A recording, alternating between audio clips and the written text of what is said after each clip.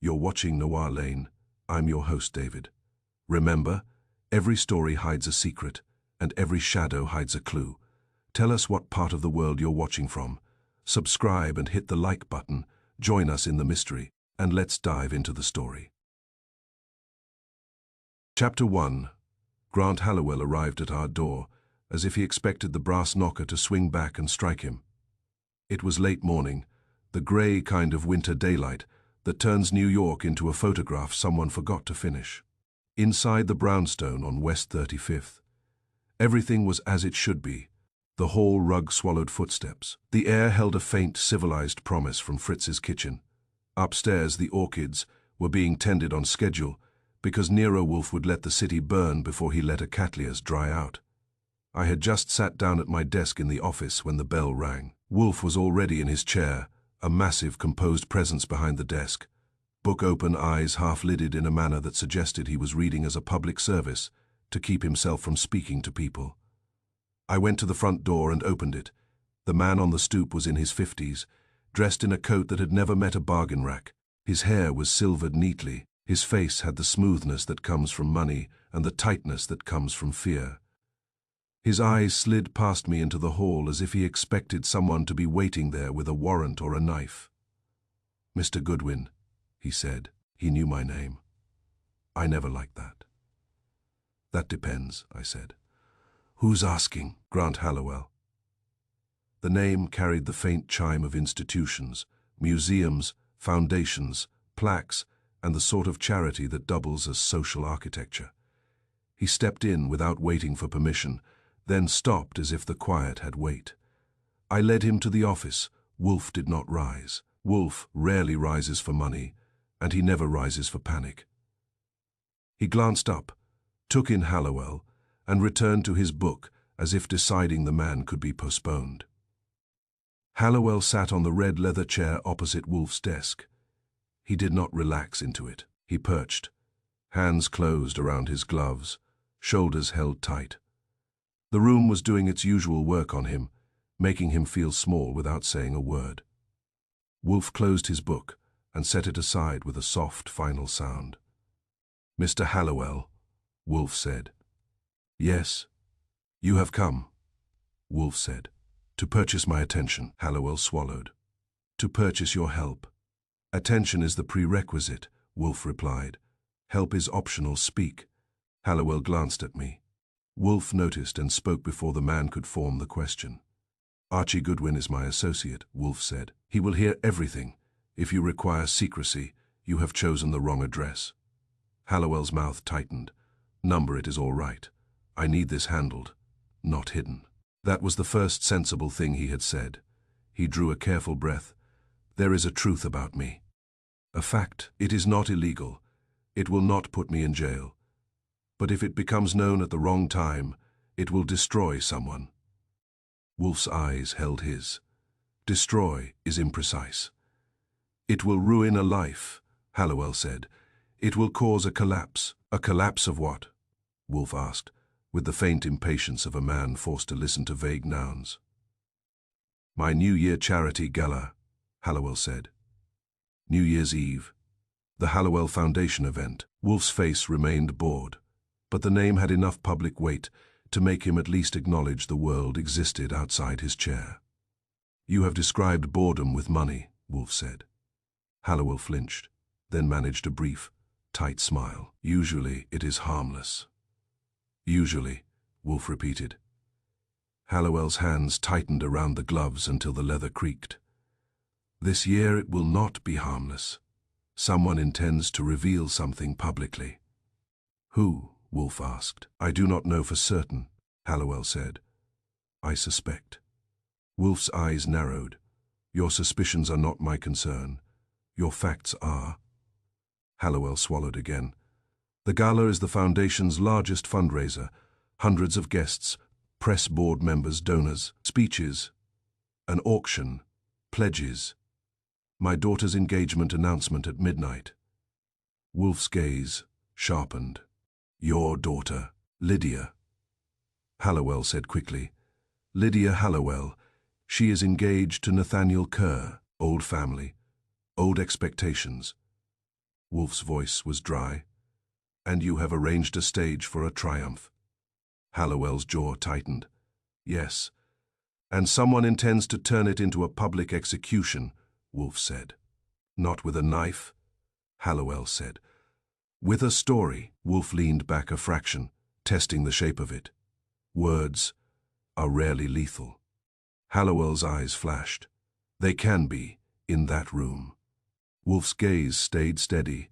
Name the person who will be harmed. My daughter, Hallowell said. The words came out like a confession. Wolfe nodded once. Now we approach the matter. What is the threatened revelation? Hallowell hesitated, then spoke as if pulling something bitter from his throat. 2 years ago, Lydia was involved with a man connected to the Foundation. She ended it. He did not accept it. Now he is threatening to make it public in a way that destroys her. Name him, Wolfe said. Evan Lark, Hallowell answered. He worked for us. Program director, young, charismatic. Everybody liked him. Everybody, Wolfe repeated with contempt. The word is usually inaccurate. Hallowell ignored it. If Lark speaks at the gala, Lydia will be ruined. Her engagement will collapse. The Foundation will lose donors. The press will treat it like a banquet. Wolfe regarded him. You have described a social catastrophe. It will break her, Hallowell said, voice tight. That is what I care about. Wolfe was silent a moment, then said, When you entered this house, you said a truth of yours would kill someone without breaking a law. Hallowell flinched. You have now spoken of your daughter's affair, Wolfe continued. You have not yet connected it to death. Hallowell's eyes darted, and the practiced composure showed a crack. Lark has said the truth will kill someone. He said it like he had already planned the funeral. He keeps it legal. He uses insinuation. He says consequences will happen, and no one will be able to accuse him. Wolfe's eyes narrowed further. A man can cause death without committing a crime. That is true. It is also a favorite game of the malicious. Hallowell nodded quickly, relieved that Wolfe wasn't laughing. Exactly. Wolfe's voice stayed calm. Now tell me precisely what Lark will claim. Hallowell opened his mouth, then closed it. He took a breath and blurted, too quickly, as if the sentence had been rehearsed and escaped on its own. No one forced her. The room changed. It was slight, but it was real. Wolfe's eyes sharpened the way they do when a man offers an answer to a question. No one asked, Wolfe said softly. No one forced her. Hallowell's face reddened. I mean, Lydia was not coerced. She chose to be with him. Wolfe's voice was flat. Why would you say that now? Because that is what they will assume, Hallowell said. They will assume I used influence. They will assume I arranged it. They will assume I forced my daughter to do something to keep Lark loyal to the Foundation. They will assume ugly things. Wolfe leaned forward a fraction. You are defending yourself against an allegation you anticipate. Hallowell's jaw worked. Yes. Wolfe's gaze did not soften. Then the threatened revelation is not merely that Lydia had an affair. It is that she was compelled, pressured, or manipulated. No, Hallowell said quickly. That is not true. Wolfe's tone chilled. Truth is not established by your anxiety. It is established by facts. Did Lydia end the affair willingly? Hallowell's eyes flicked away for an instant and returned. The flick was small, but it was enough to tell Wolfe where the soft spot was. She ended it, Hallowell said. She told him it was over. Wolfe's voice remained calm. That does not answer my question. Hallowell's hands tightened around his gloves again. Mr. Wolfe, I am here to prevent harm, not to debate my daughter's private life. Wolfe stared at him. You are here to prevent harm by understanding the mechanism.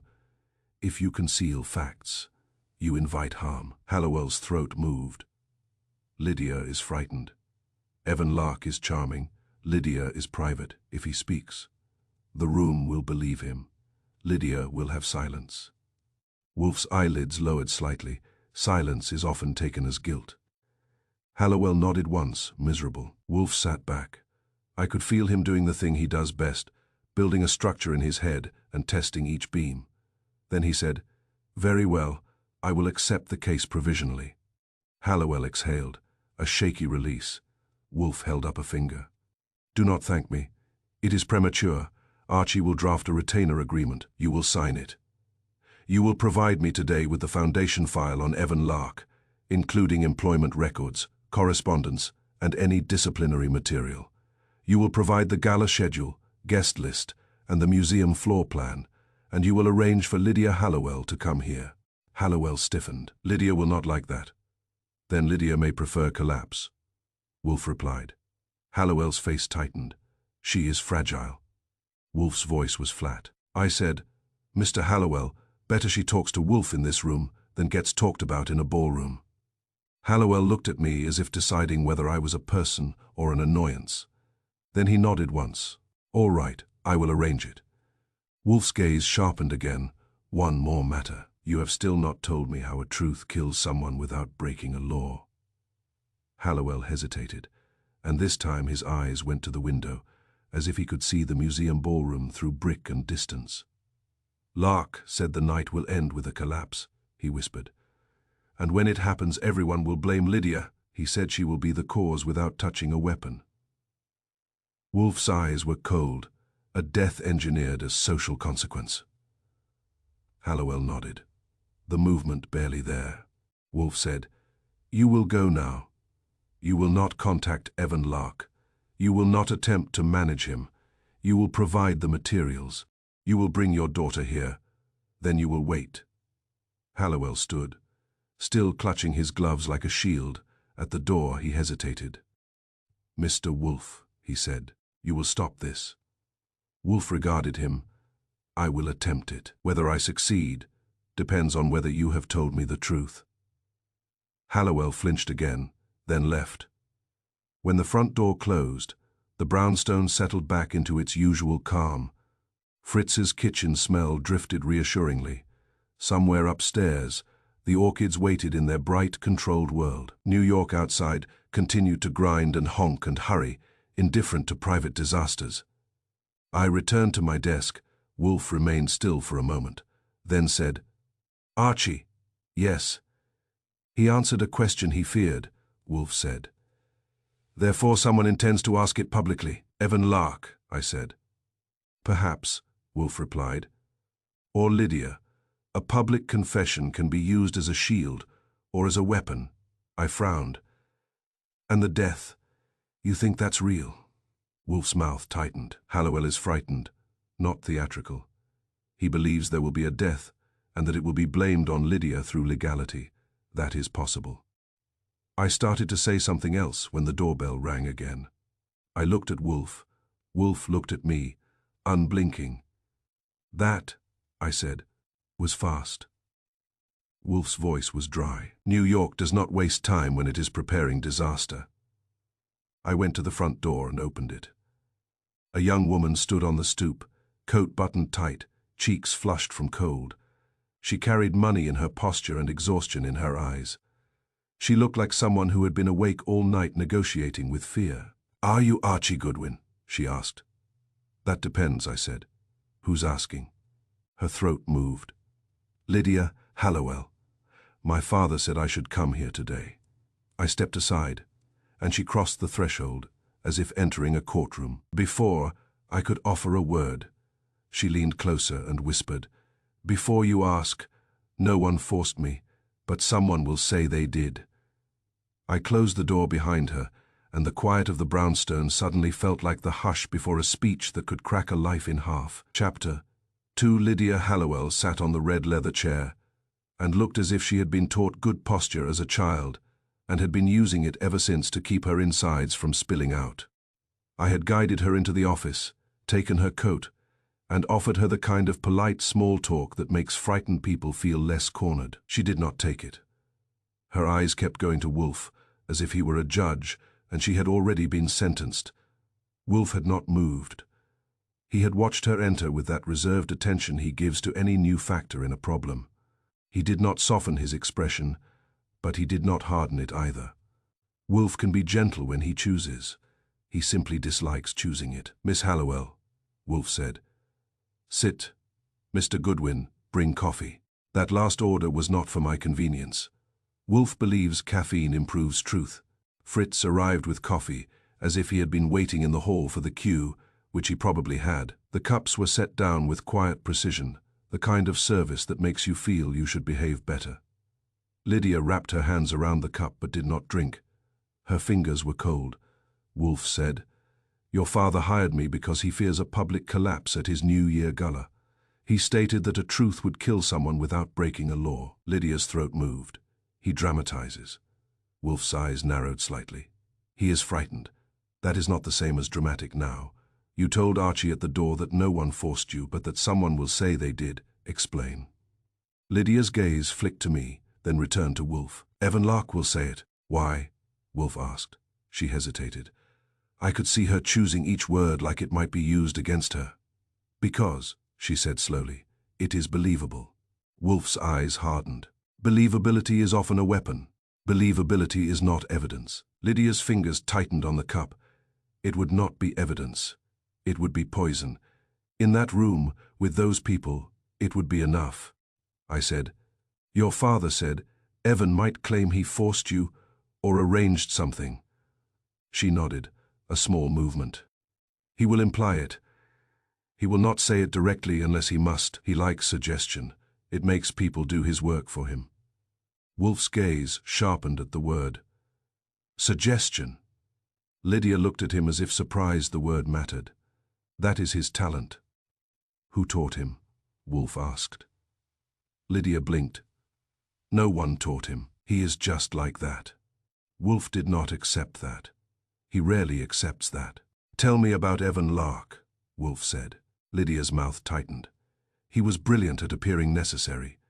He made people feel listened to. He made them feel chosen. He said he believed in the Foundation's mission with his whole heart, which made my father trust him, and he was handsome enough to be forgiven his ambition." Wolfe's expression remained flat. "And you?" Lydia flinched, then lifted her chin. "And me." I leaned back at my desk and let Wolfe run the interview. Wolfe is best when he is not interrupted. I took notes anyway, because notes are my way of feeling useful when Wolfe is doing the real work. Wolfe said, "Your relationship with Lark began at a Foundation event." "Yes," Lydia said. "A donor dinner. He was there.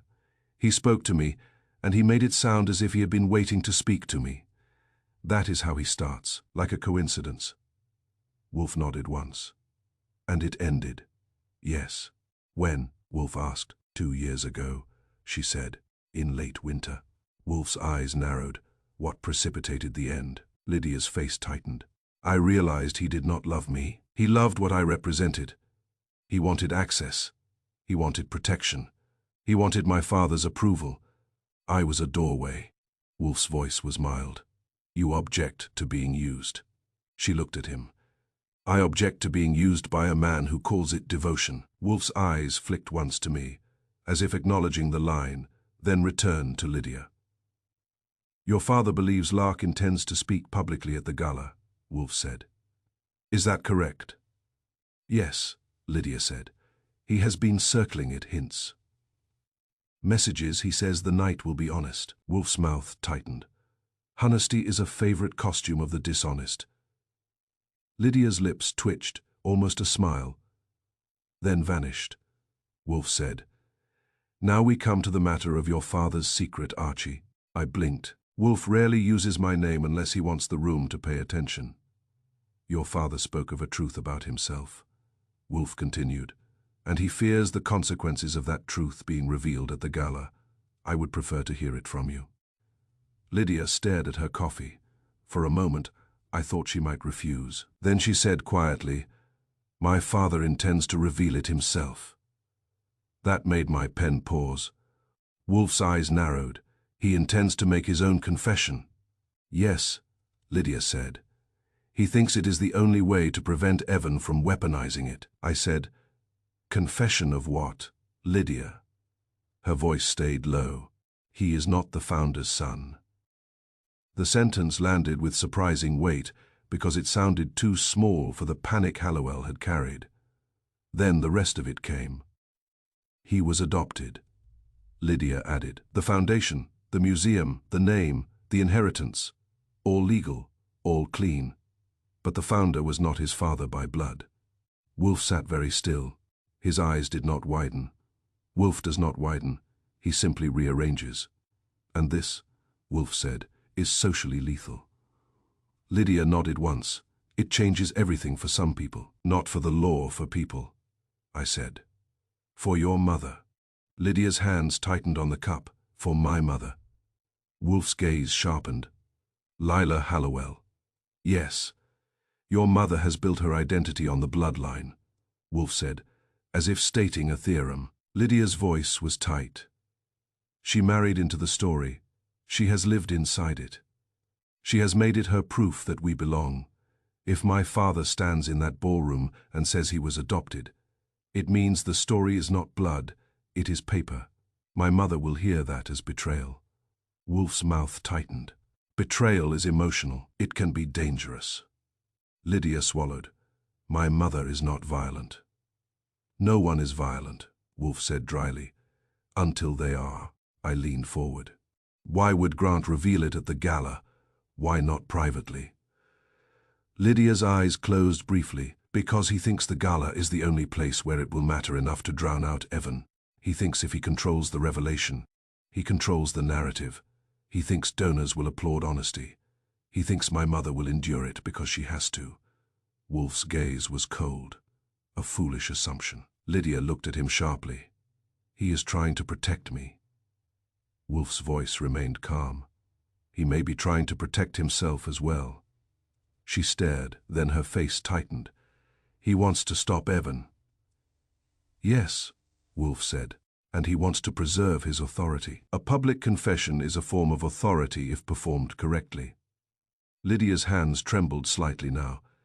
He says if he speaks first, Evan loses leverage. Wolfe nodded. Possibly, unless Evan's purpose is not leverage. Lydia blinked. What else would it be? Wolfe's eyes narrowed. Revenge, control, or a demonstration. Men who enjoy suggestion sometimes enjoy watching people fall into traps of their own thoughts. I felt my neck prickle. That was the first time Wolfe had brought the death back into the room without using the word. I said, Lydia, who else knows about the adoption? She hesitated. My mother, the board chair, the foundation's counsel, our therapist. Wolfe's eyebrow lifted slightly. Therapist. Lydia's cheeks colored faintly. Dr. Mark Voss. And then, in the same breath, Lydia added the smallest hesitation, as if the name carried a second meaning she didn't want to touch. I made a note. A therapist in a wealthy family is never just a therapist. He is a listener with access, which can be a profession or an opportunity depending on the man. Wolfe said, Why is a therapist involved? Lydia's voice tightened. Because my mother has not been well since my brother died. That was new. It was also a fact, which made it valuable. I said, You have a brother. Lydia's eyes dropped. Had Peter. He died 4 years ago. A car crash. Wolfe's voice was quiet. And your mother's health? She has panic attacks, Lydia said. She has episodes. Dr. Voss has been with us since Peter's death. My father trusts him. My mother depends on him. Wolfe's eyes narrowed. Dependence is another trap. Lydia looked up. Dr. Voss is not a trap. Wolfe did not react. Perhaps not intentionally.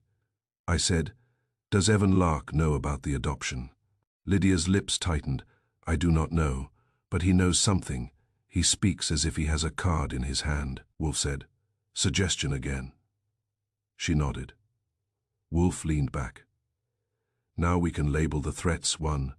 Evan Lark intends to make an insinuation about coercion involving you. 2. Your father intends to preempt an insinuation by revealing his adoption publicly. 3. Your mother's stability depends on a story of bloodline and on a therapist's management. 4. Someone has mentioned death as a consequence without overt illegality. Lydia's hands gripped the cup as if she could crush it into safety. That is why I came. Wolfe regarded her. Tell me about the death threat. Lydia's eyes widened slightly. I have not heard him say the word death, My father did. Evan told me the night would end with a collapse. Wolfe's eyes sharpened. He used that word. Yes, she said. He said, if the truth is not acknowledged, something will collapse and it will be blamed on me. He said he would not touch anyone. He said he would simply speak and then watch. Wolfe was silent a moment. Then he said, Miss Hallowell, you have described a man who enjoys control over minds. Lydia's voice was bitter. Yes, Wolfe's gaze shifted slightly. Now, your engagement, Nathaniel Kerr, does he know about Evan Lark?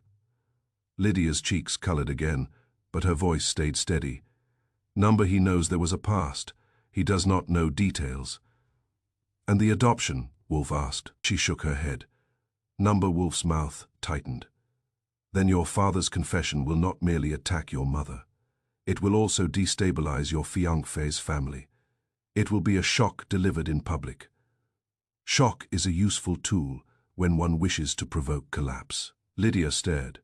You think my father is being used? I think your father is being hurried, Wolfe said. A man who intends to confess does not usually choose a ballroom and midnight unless he believes he must, I said. Or unless someone told him it had to be done that way. Lydia's eyes flicked to me. Evan implied it. He said the gala would be honest, or it would be deadly. Wolfe's gaze sharpened. Deadly, you say? She hesitated. He did not say deadly. He said consequences. He said someone would not survive the night if the truth remained hidden. He said it as if quoting something. Wolfe's eyes narrowed further. Quoting. Lydia looked at him, confusion and fear mixing. He said, it is not the law that will kill you. It is the weight of what you hide. Wolfe's lips tightened. That is a rehearsed line. A man does not invent such phrasing on the spot unless he has practiced persuasion, I said, like a therapist. Lydia stiffened. Dr. Voss would never. Then she swallowed. People say things about him, she added, as if the words tasted bad. Rich people rumors. That he can reframe memories. That he's good at making a story feel true. I never believed it. Wolfe's voice was calm. I have not accused Dr. Voss. I have noticed him. Silence settled. Fritz's footsteps passed in the hall. Soft, the house remained composed, as if refusing to participate in our discomfort. Upstairs, the orchids waited with their pure, expensive indifference. Wolfe said, Miss Hallowell, you will remain in this house until your father provides the materials I requested. Lydia's eyes widened. I cannot. I have meetings. Wolfe's voice was flat. You have danger. She swallowed, then nodded reluctantly. All right. Wolfe looked at me. Archie, telephone Mr. Hallowell. Demand the file and the floor plan. Also invite Mrs. Hallowell to my house. Lydia's head snapped up. My mother will not come. Wolfe's eyes held hers. She will if the alternative is public humiliation. Lydia's voice tightened. You do not understand my mother. Wolfe's tone stayed calm. I understand panic. Panic is predictable if you know what triggers it. That line made Lydia go pale. I made the call to Hallowell from my desk. He answered quickly, as if waiting for the phone to ring. Goodwin, he said. Your daughter is here, I told him. Wolfe wants the foundation file on Evan Lark, the gala schedule, the guest list, and the museum floor plan today. Yes, Hallowell said. I will have my counsel bring them. Wolfe also wants your wife, I added. Here, there was a pause that felt like a man swallowing a shard of glass. My wife, Hallowell repeated. Yes, I said. If the story is going to crack someone, Wolfe wants to see how the crack behaves before midnight in a ballroom. Hallowell's voice went tight. Then you will persuade her, I said. Because the alternative is that she collapses in public. You used that word first, remember? He exhaled. All right, I will try. I hung up and looked at Wolfe. He had been watching Lydia the whole time, not in a rude way, in a diagnostic way. Lydia stared back with a stubbornness that might have been courage or might have been desperation. Wolfe said, Now, Miss Hallowell, you will tell me one more thing. Did Evan Lark ever threaten you directly? Lydia's hands tightened again, not with violence. Wolfe's eyes narrowed. With what? Then. Lydia hesitated, then said quietly, with my mind. That got my attention, he said. Lydia continued, that if I refused to acknowledge the truth, I would start to doubt my own choices. He said he could make me remember things differently. He said he could make me believe I had been forced, even if I hadn't. Wolfe's gaze turned cold. An ambitious claim. It frightened me, Lydia whispered, because sometimes, when he speaks, I do doubt. I remember details differently. I do not know if that is because he is persuasive or because I am tired. Wolfe's voice stayed calm. It is because suggestion is a tool, and you have been exposed to it repeatedly. That is not supernatural. It is craft, and craft leaves traces. Lydia's eyes filled, but she blinked it away quickly, proud in the way only frightened people can be proud. Wolfe said, you will not see Evan Lark. You will not speak to him. You will not read any message he sends if he contacts you. You will tell Archie. Do you understand? Yes, she said. Wolfe nodded once. Good. At that moment the doorbell rang. I glanced at Wolfe. Wolfe's eyes did not move. He expected it. I went to the hall and opened the door. A man stood there, tall, neatly dressed, wearing a calm expression that looked practiced. He held a leather briefcase, and his eyes were too attentive for a casual visit. Archie Goodwin, he said. That depends, I replied, because I was starting to enjoy the line. He gave a thin smile. Dr. Mark Voss. I understand Lydia is here. Behind me from the office I heard Wolfe's voice, mild and unmistakable. Invite him in, Archie. We have been hovering around the family long enough. Let us see his receipts. Chapter 3. Dr. Mark Voss left the brownstone with the careful dignity of a man who believes dignity is a credential. Lydia watched the door close behind him and then sat very still, as if movement might summon him back. Wolfe had already made his decision. He always does. The rest of us just catch up to it. Within an hour we were in a cab headed uptown, Wolfe in his overcoat, looking affronted by the mere concept of travel. Lydia beside me rigid with tension, and me doing the only useful thing I can do when Wolfe is silent, watching the city and guessing at its angles. The Hallowell house sat on a quiet street where the sidewalks looked privately maintained, and the trees wore small lights, as if the neighborhood had made a contract with December. It was not ostentatious. It was worse. It was permanent. Inside, the air smelled of polished wood, old upholstery, and the faint sweet ghost of expensive flowers. A butler took our coats with the competence of a man who could accept a confession without changing expression. Grant Hallowell met us in a drawing room that had been arranged to look warm and human without risking informality. He looked relieved to see Lydia and strained to see Wolfe.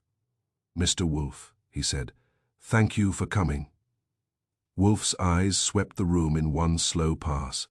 Taking inventory, your gratitude is premature. Grant swallowed and nodded, as if he had expected that. Lydia, he said. Father, Lydia replied.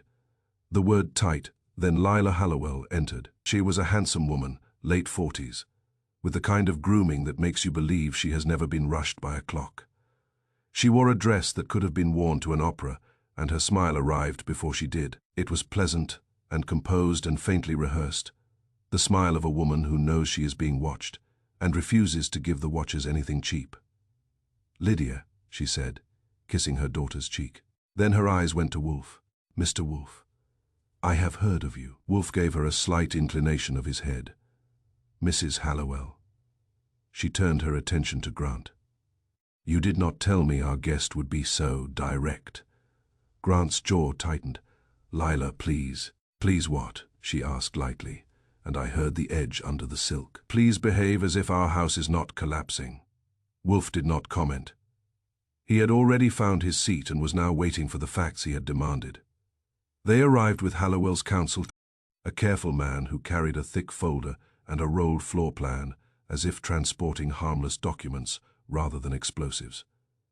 He handed them to Wolfe, nodded to the room, and exited as quickly as a man can exit without looking like he is fleeing. Wolfe opened the folder and began reading. I stayed on my feet. I have found that standing in rich people's rooms makes it harder for them to treat you as furniture. Lydia sat near the window, hands clasped, eyes fixed on nothing. Grant hovered. Lila moved. That was the first thing I noticed. Lila did not settle. She drifted through the room as if guiding herself on a tour, pausing at objects that were not just decorations but declarations. A portrait on the wall, a stern man in old-fashioned clothes, eyes like a judge, a framed letter in a glass frame on a side table, old ink signature bold, a display case near the fireplace, glass and velvet, housing a single baby shoe, no larger than my thumb. Lila's hand hovered near the case, fingers spread slightly, the way you reach towards something precious without touching it. Then she bumped it, not hard. Just enough to make the glass give a small, distinct clink. It was the kind of sound that makes heads turn even when no one wants them to. "Oh," Lila said, as if surprised by her own body. Clumsy, Grant stiffened. Lydia froze. I watched. Lila smiled toward Grant, gentle and bright. "These little things," she said, voice soft, "are what make a family real." Grant's throat moved. "Lila," she tilted her head. "Yes, dear." He did not continue, because there are some conversations you cannot have in front of witnesses, and when Nero Wolfe is in the room, everyone is a witness.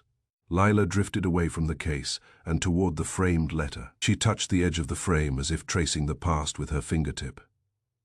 "Such strong handwriting," she murmured. "Your father's?" Grant's face tightened. "Yes." Lila glanced at Lydia. "We come from people who built things, people who did not borrow." The word borrow landed strangely. It was too pointed for a casual comment, Grant said. "Not now." Lila's smile did not falter. "When? Then at midnight in front of the donors." A silence fell. The fire crackled outside. Distant traffic hissed. Wolfe's hands paused briefly on the page and then continued. He had heard. Wolfe hears everything. He simply chooses when to acknowledge it. The next disturbance came with a door opening and a woman entering as if she belonged. Tessa Rowan.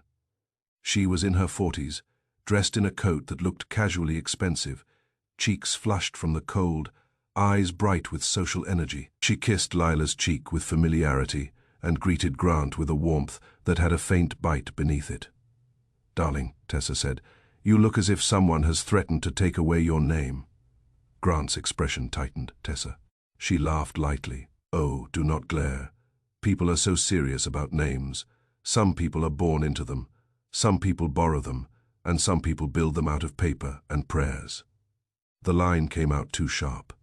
The moment it landed, Tessa's smile faltered. She looked at Lila and saw something in Lila's eyes that made her adjust. "Of course," Tessa added quickly, voice brightening artificially. "I mean, in general society. You know how it is. We all play our parts." She had backpedaled like she had stepped on ice and felt it crack. Lydia's eyes narrowed. "Why are you here, Tessa?" Tessa's laugh sounded too quick. "To check on you, darling," your mother called. She was worried. Lydia's head snapped up. "Mother called you." Lila's smile was smooth. "I needed a friend." Lydia's voice tightened. "You needed an audience." Lila's gaze flashed, then softened again. "Do not be dramatic." Wolfe closed the file with a quiet, deliberate sound and finally looked up. "Mrs. Hallowell," he said.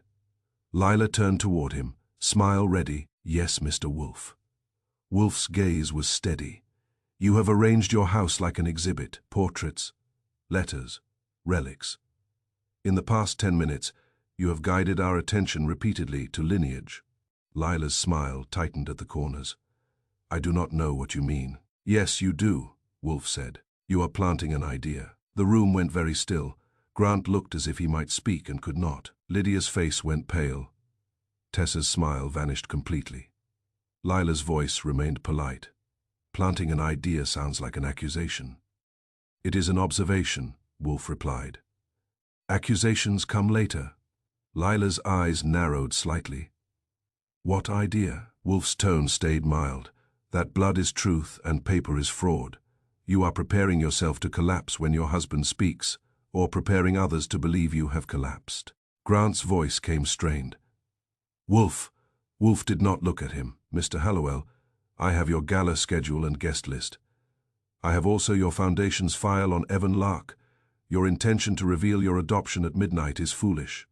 Grant's jaw tightened. If I do not, Evan will. Wolfe's eyes narrowed.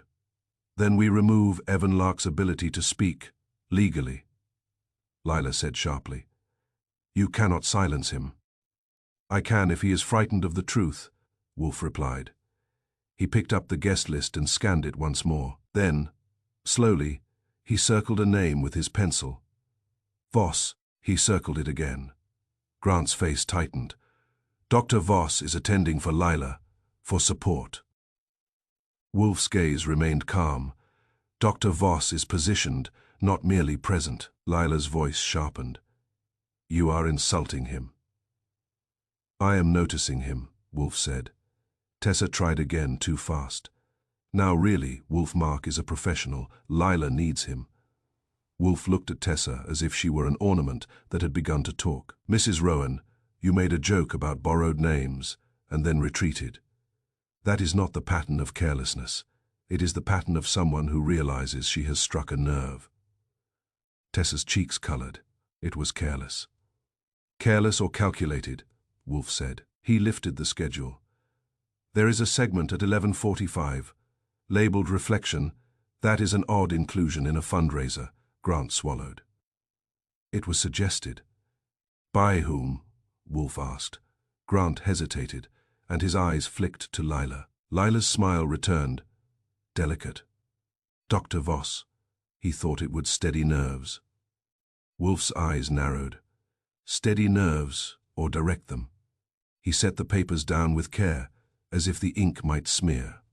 Archie, Wolfe said. Yes, the crime, Wolfe said, will not be a knife or a gun. It will be an idea planted early and harvested on time. Grant stared at him. What crime? Wolfe's voice was calm enough to chill the room. A collapse engineered by suggestion, a collapse that appears natural, inevitable, and blameless. That is how one kills without breaking a law. Lila's face had gone pale beneath her composure. You are being outrageous. I am being attentive, Wolfe replied. Coincidences arranged so neatly are not coincidences. Lydia whispered, Mother, did you call Dr. Voss to Wolfe's house? Lila snapped her eyes to Lydia. Do not accuse me. I am asking, Lydia said, voice trembling. Did you? Lila's smile returned quickly. Too quickly. You are upset. Wolfe's gaze cut through the room. Yes, that is the point. Grant's hands trembled. Wolfe, what do we do? Wolfe leaned back, large and immovable in the elegant room. We begin, he said, by removing the gardener who is planting ideas. I said, meaning Voss. Wolfe's eyes met mine, meaning whoever is using him. A therapist can be sincere. He can also be hired. He rose, slowly ending the audience by sheer gravity. Archie, you will learn everything about Dr. Mark Voss, his practice, his clients, his money. Also, you will visit Evan Lark. Lydia's eyes widened. Visit him. Yes, Wolfe said. A man who threatens with suggestion must be met by a man who does not accept suggestion. As we moved toward the foyer, I glanced back. Lila had drifted again toward the glass case with the baby shoe. Her fingers hovered near the glass without touching it, close enough to feel the cold. Grant watched her with a look that was half guilt and half fear. Tessa Rowan stood beneath the portraits, wearing a smile that had returned too fast, like a bandage slapped over a fresh cut. Outside, the winter air hit my face and felt honest. In the cab, Wolfe settled heavily and said without looking up, Archie, do not underestimate an idea. It is the cleanest weapon. It leaves no fingerprints, only corpses. My phone buzzed before I could answer. A message from an unknown number. Tell Wolfe the borrowed name is the least of it. Midnight is for the harvest. Chapter 4. If you want to watch a wealthy man commit social suicide with dignity, you do not attend the gala, you attend the rehearsal. Grant Hallowell insisted on it the next afternoon, as if practice could sand the danger off a sentence. He had arranged a private run through in the mansion's small music room, a room built for string quartets and polite applause. The chairs were set in a neat arc. A lectern stood under a portrait of the founder, with the kind of stern gaze that makes you lower your voice even if you paid for the frame. Wolfe sat in the front row as if the room belonged to him. Lydia sat behind him, shoulders tight, hands clasped. Tessa Rowan had arrived again because friends of the house are like decorative plants. They are kept nearby to prove life is flourishing. Dr. Mark Voss was there too, calm and attentive, the priest with receipts, watching everyone's breathing as if it were inventory. I stayed near the doorway because someone had to be ready to move when the polished surfaces cracked. Grant stood at the lectern, holding a single sheet of paper. His hands were steady. His eyes were not. He looked at Wolfe as if hoping Wolfe would interrupt and say this was all unnecessary. Wolfe did not. "Proceed," Wolfe said. Grant cleared his throat. "I plan to say it simply, directly, no drama." Tessa gave a small laugh. "Darling, you could announce a tax audit and make it sound like poetry." Grant tried a smile and failed. He looked down at the paper and began. "Friends," he read, "thank you for gathering to support the work of the Hallowell Foundation and the Hallowell Museum. Tonight we honor the founder's vision by continuing it. I have always believed that legacy is not just blood but responsibility." At the word blood, I watched Lila. She had entered quietly and stood near the back of the room, one hand resting on the doorframe, as if she needed the wood to keep herself upright. Her face was composed, but her eyes were too bright. When Grant said blood, her jaw tightened. Grant continued, "There is something I must share, because the Foundation's work deserves honesty. I was not born the founder's son. I was adopted. The name I carry is a gift, and I have tried to earn it." Silence fell, thick and immediate. Even in rehearsal, the air reacted as if donors were present. Lila's fingers curled against the wood. Her breath became visible in her chest, shallow and quick. Grant looked up from the paper, eyes searching for her, and found her face. He faltered for a fraction of a second, then pushed on, like a man stepping across thin ice. "This does not change the legality of my stewardship," he read, voice steadying. "Nor does it change my devotion. But it changes the story, and I will not let story outweigh truth." He lowered the paper. Tessa clapped once, too quickly, then stopped when she realized clapping made it worse. "Grant," she said softly, "that was brave." Grant looked at Wolfe. Well, Wolfe's expression was flat. It was a speech. Grant's mouth tightened. "Is it good enough?" "It will do what a speech does," Wolfe said. "It will provoke." Grant flinched. "I am trying to prevent provocation." "You are trying to control it," Wolfe corrected. "You cannot." Lydia spoke, voice tight. "Mother," Lila did not answer. She had released the doorframe and was moving, not toward Grant, not toward Lydia, but out of the room as if the floor had become unsafe. Her steps were quick and careful, the way you walk when you do not trust your balance.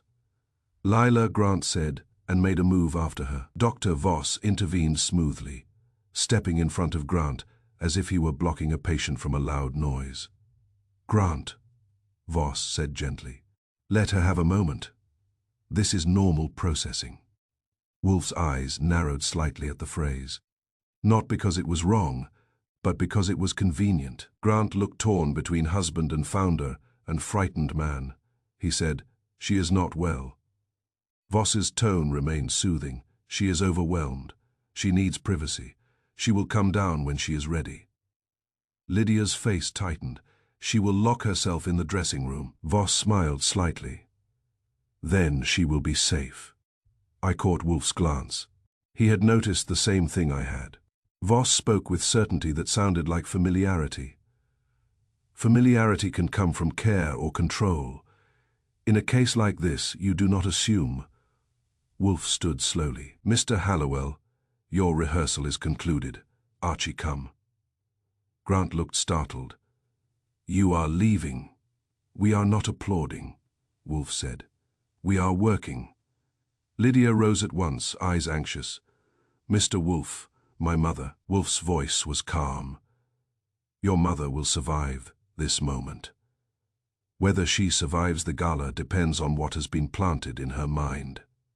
That line made Voss's smile stiffen for an instant. We moved into the hall. Grant followed us, his shoulders hunched as if the house had grown heavier. Upstairs, a door slammed. Lydia flinched. "That's her." Grant's voice broke. "She cannot do this." Wolfe's gaze was cold. "She is doing it." We climbed the stairs. Wolfe did not hurry. He never hurries. He moved as if time owed him respect, which time often does in his presence. The dressing room door was shut. Grant knocked once, softly. "Lila," he called. "Please open." No answer. He knocked again. "Lila, it's me." A muffled sound came through the door. Not speech, just breathing, rapid and ragged. The sound of someone running while standing still. Lydia pressed her palm to the door. "Mother, it's Lydia." The breathing hitched, then sped up again. Dr. Voss arrived behind us, calm as a nurse, and twice as confident. He spoke through the door, voice gentle. "Lila," he said, "you are safe. Place your hand on the vanity, feel the surface. Name 5 objects you can see." The breathing slowed slightly, then surged again, as if Lila's mind had rejected the exercise. Voss's smile remained. "Normal processing," he murmured to Grant, as if labeling it made it less alarming. Wolfe said quietly, "Doctor." Voss turned his head, still composed. "Mr. Wolfe, she is experiencing acute anxiety. We do not force her." "No one is forcing her," Wolfe said, and watched Voss's face. Voss's eyes flicked. It was quick, but it was there. A small tightening at the mouth, like a man hearing a familiar tune. Wolfe continued. "You used a phrase just now, normal processing. That is a professional cushion. Tell me, doctor, what precisely is she processing?" Voss kept his smile. "The loss of certainty, the shift in narrative, it is common." Wolfe's gaze sharpened. "Common to whom? To a woman with a trigger phrase." Grant blinked. Lydia turned sharply. Even I felt my eyebrows go up. Voss's smile faltered for the first time. "I beg your pardon." Wolfe's voice stayed mild. "You mentioned her trigger phrase." Voss recovered too quickly. "I did not." "Yes, you did," Wolfe said. "Not the phrase itself, the existence of it. No one has spoken of a trigger phrase in your presence." Grant's face went pale. "What is he talking about?" Lydia's eyes were hard. "Dr. Voss." Voss looked irritated now, a crack in the calm. "It is a clinical concept. Certain phrases can stimulate anxiety. Mrs. Hallowell has patterns." Wolfe's eyes did not soften. "Patterns can be observed. They can also be installed." Voss's voice tightened. "Mr. Wolfe, you are implying misconduct." "I am implying opportunity," Wolfe replied, "which is more polite." Behind the door, Lila's breathing surged again, then broke into a low sob. Grant's hand reached for the knob. Voss moved quickly and placed his hand over Grant's, gentle but firm. "Do not," Voss said. "If you invade her space, you will worsen it." Wolfe watched that gesture as if it were a signature on a confession. I said, "Doctor, what phrase triggers her?" Voss looked at me, displeased. "That is confidential." Lydia's voice snapped. "Not from me." Voss's gaze shifted to Lydia. "Lydia, I have a duty." "Your duty is to my mother," Lydia said, "not to your power." Grant looked as if he might crumble between them. "Please, both of you." Wolfe turned slightly toward me. "Archie, find paper." That sounded ridiculous in a hallway full of panic, but Wolfe's orders are rarely optional. I stepped away and went to a small table in the hall where stationery sat neatly in a tray. I grabbed a pad and a pencil and came back. Wolfe nodded toward the dressing room door. "Slide it under." I did, and then I tapped the door lightly. "Mrs. Hallowell," I said, "this is Archie Goodwin. Mr. Wolfe would like you to write one sentence. Any sentence you are repeating in your head right now, just write it and push it back." There was silence. Then the pad scraped slightly on the floor from the other side. A moment later it slid back out. I picked it up. The handwriting was neat, elegant, controlled. The kind of handwriting that appears in framed letters on the top page, written 3 times, perfectly aligned, as if the hand had been compelled to rehearse, was the same line. "If it's not blood, it's not real." I felt a chill that had nothing to do with winter. I handed the pad to Wolfe. Wolfe read it, eyes narrowing further with each repetition. Then he said softly, "A refrain." Grant's voice shook. "That is what she says when she is upset." Wolfe's gaze stayed on the page. "How long has she been saying it?" Grant hesitated. "Months." Lydia's face had gone pale. "Number, not months longer." Grant looked at her. "Lydia." Lydia swallowed. "After Peter died, she began saying things like that, about blood, about what is real, about what counts." Wolfe's voice was calm. "After the death of her son, she became vulnerable to a particular idea. That idea was then repeated until it became a groove." Voss's jaw tightened. "This is speculation." Wolfe looked at him. "It is observation. Here is evidence." He held up the pad. "Sticky notes, Doctor. Repetition."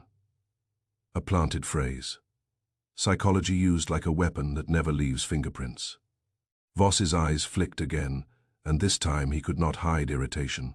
"Mr. Wolfe, you are turning grief into a conspiracy."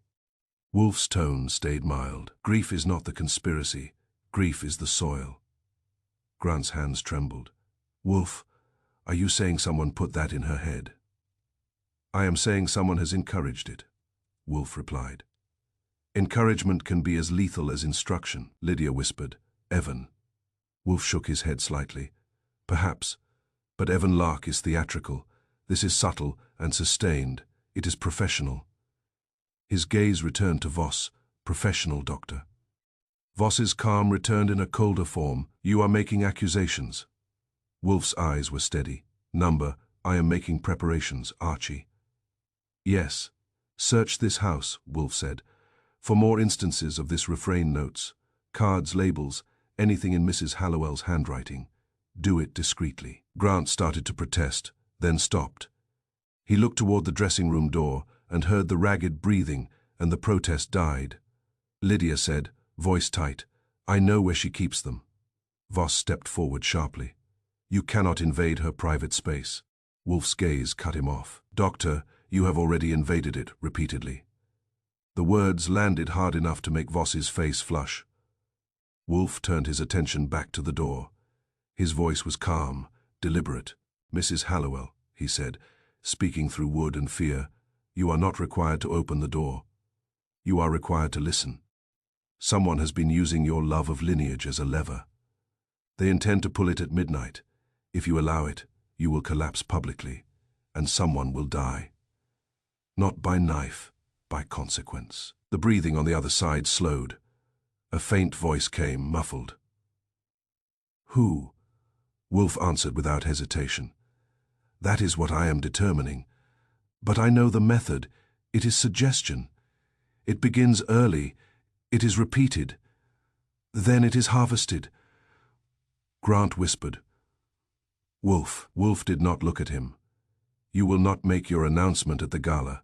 If you do, you will be delivering the final line of the spell." Voss said sharply, "This is irresponsible." Wolfe's eyes turned to him. "Irresponsible is allowing a woman to be trained into collapse." Lydia looked at me. "Come, I will show you." We moved away from the door, leaving Grant standing helplessly in the hall, and Voss standing stiff with controlled anger.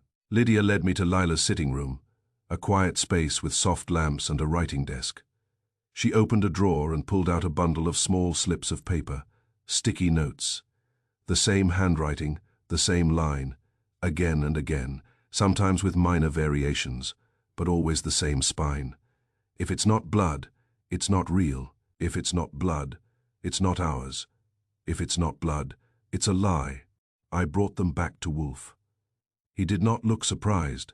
He looked satisfied, which is worse. "This," Wolfe said, is a planted refrain. Grant's face crumpled. She writes them herself. Yes, Wolfe said. That is what makes it effective. The victim supplies the ink. Voss's voice was tight. You are calling her a victim. Wolfe's gaze was cold. If you object, doctor, it is because you prefer another label. Patient, dependent, managed. Voss stiffened. You are out of your depth. Wolfe replied. You are out of your mask. He breathed, smoothed his expression, and said, Mr. Wolfe, you are endangering her by agitating her. Wolfe's voice was calm. I am endangering your plan. Voss's eyes narrowed. My plan. Wolfe held his gaze. If it is not yours, you will have no difficulty proving it. Wolfe turned to Grant. Mr. Hallowell, tonight, you will provide me with Dr. Voss's full engagement terms, fees, invoices, insurance billing, everything. You will also provide the Foundation's payments to him, directly or indirectly. Grant blinked. I do not know if there are payments from the Foundation. Wolfe's voice was flat. You will learn. Grant swallowed and nodded. Wolfe looked at me. Archie, we will return home. You will begin your investigation of Voss at once. I nodded. As we were leaving, Lydia paused in the hall and glanced at the dressing-room door. Her face was tight with worry and anger. Mother, she said softly, please just listen to him. On the other side of the door, Lila's voice came faintly, almost childlike. If it's not blood, she whispered, it's not real. Lydia's eyes filled, but she blinked it away. Then she turned and followed us. In the cab, Wolfe sat heavy and silent, looking out at the winter streets, as if they were a diagram. After a few blocks, he spoke. Archie. Yes. An idea repeated becomes a command, Wolfe said. And a command properly timed can become a death. I thought of the sticky notes, the neat handwriting rehearsing a sentence like a prayer. Who dies? I asked. Wolfe's eyes were cold. That is the harvest. We will prevent it. My phone buzzed again. Another message from the unknown number. The phrase is the key. Say it at midnight and watch her fall. Chapter 5. The next day proved Wolfe's point about timing, the way a metronome proves music exists. It began at the Hallowell Museum, not at the gala, not at midnight, but in the bright, respectable middle of the afternoon when the city pretends it is rational. The museum's board was holding a meeting in a paneled conference room, overlooking a sculpture garden that looked like money had commissioned serenity. Grant Hallowell called me from that room. His voice was tight and too controlled, the voice of a man trying to keep a fire from showing through the curtains. Goodwin, he said, we need you. I said, if this is about donor seating, my fee is higher. It's Lila, he snapped, and then lowered his voice. She collapsed, not physically, not yet, but in front of the board. That got my attention the way a siren gets a cab driver's. Is she hurt? I asked. No, he said quickly. No, harm done, but it was surgical, like someone pressed a button. I looked at Wolfe. Wolfe was in his chair, of course, with a book open and his eyes half lidded. The orchids upstairs had already been attended. Fritz had left a plate on the side table that I had not yet touched because trouble eats time. Wolfe's eyes met mine. He did not ask what it was. He read it off my face. We are going, Wolfe said. He said it as if he were announcing a trip across the hall, which is how he tries to make travel bearable. Fritz appeared in the doorway as if he had been summoned by Wolfe's tone. Beer, Wolfe said. Fritz did not argue. He brought it. Wolfe took 2 careful swallows, as if fortifying himself against the indignity of leaving his chair, and then he stood. We rode uptown in a cab through the winter's thin light. New York looked sharp and cold, and people moved fast as if speed could keep them from thinking. Wolfe stared out the window with contempt for the traffic. I watched pedestrians and imagined how many of them were walking toward collapses they did not know were scheduled. At the museum we were met by a security guard, who recognized Wolfe immediately, which amused me because it meant the Hallowell name was not the only one with influence in that building. Grant was waiting in the corridor outside the boardroom. He looked pale, and his eyes were too bright. "Mr. Wolfe," he said. "Thank you." Wolfe's eyes swept the hall. "Your gratitude remains premature." Grant swallowed and nodded. "She is in a side office. Dr. Voss is with her." Wolfe's gaze sharpened. "Of course he is." We entered the side office. Lila Hallowell sat on a small couch with a blanket over her shoulders, as if she had been exposed to weather rather than emotion. Her face was composed now, but her eyes were glassy. Dr. Mark Voss sat in a chair beside her, holding a cup of water and projecting calm like a lamp. A board member stood by the window, a thin man with a sharp nose and sharper discomfort. He looked relieved when Wolfe entered, as if Wolfe's presence made the room feel less embarrassing. Lila looked up at Wolfe and tried for a smile. It did not land. "Mr. Wolfe," she said, "I apologize for the spectacle." Wolfe sat in the nearest chair without waiting for invitation. Spectacle is often deliberate. "Mrs. Hallowell, that is why it is valuable." Voss's eyes narrowed slightly. "Mr. Wolfe, she has just had an episode. We should avoid interrogation." Wolfe's gaze turned to him. "We should avoid manipulation." Voss's smile tightened. "This is unnecessary." Wolfe ignored him and looked at Lila. "Tell me what happened." Lila's hands tightened under the blanket. "We were discussing the gala, the schedule. The board is nervous," I reassured them. The thin board member cleared his throat. Mrs. Hallowell did more than reassure. Lila's head snapped toward him. "Gareth, please." Gareth looked miserable. "Mrs. Hallowell, you said it. We all heard it." Wolfe's eyes shifted to Gareth. "You are?" "Gareth Mincher," he said quickly. "Board member, Finance Committee." Wolfe nodded once. "What did she say?" Gareth swallowed. "She said, 'I know what I'll do at midnight.'" She said it as if it was settled. Then she went pale and started breathing fast, and she clutched the table as if it were moving under her. Lila's face tightened. "I did not say that." Gareth's eyes widened. "You did. I am not inventing it." Lila's voice rose sharply, then broke. "I would not say such a thing. I would not threaten them." Wolfe leaned forward slightly. "It may not have been a threat. It may have been a promise or a rehearsal." Lila's breath quickened again. Voss immediately shifted closer, voice soft. "Lila, you are safe. Name 5 objects you can see." Wolfe's eyes stayed on Voss. "You enjoy that exercise." Voss did not look at him. "It stabilizes her." Wolfe's voice was cold. "Or it distracts her." Grant stepped forward, voice tight. "Wolfe, please." Wolfe held up a hand, not to soothe Grant, but to command him into silence. He looked at Lila. "Mrs. Hallowell, did you say the words Gareth reports?" Lila's eyes flashed with anger and fear. "Number, I did not." "He is mistaken." Wolfe's tone stayed calm. "Then explain why multiple people heard the same sentence." Lila's fingers trembled. "Because they expect me to collapse. They watch me for it. They want drama." Wolfe's eyes narrowed. "Who wants drama?" Lila's gaze flicked to Grant, then away.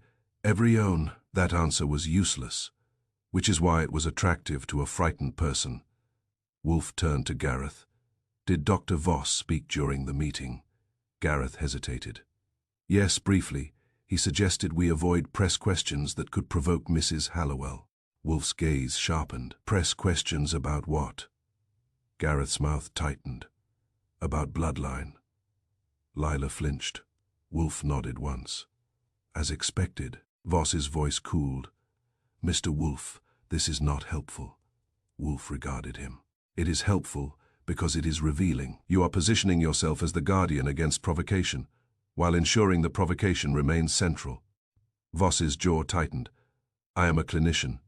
I cannot stop the world from being cruel." "You can stop yourself from being strategic," Wolfe replied. Grant's voice cracked. "What do we do now?" Wolfe stood. A large man in a small office, and said, "We remove Mrs. Hallowell from exposure, and we remove Dr. Voss from access." Voss stiffened. "You have no authority to remove me." Wolfe's eyes were cold. I have authority over my client. Your authority exists only if the family grants it. Lila's head snapped toward Wolfe. You cannot dismiss him. He helps me. Wolfe's voice remained calm. He helps you toward what? Toward stability, or toward an act at midnight? Lila's breath hitched. I would never. Wolfe's gaze stayed steady. You have been trained to repeat a phrase. You have been guided to focus on bloodline.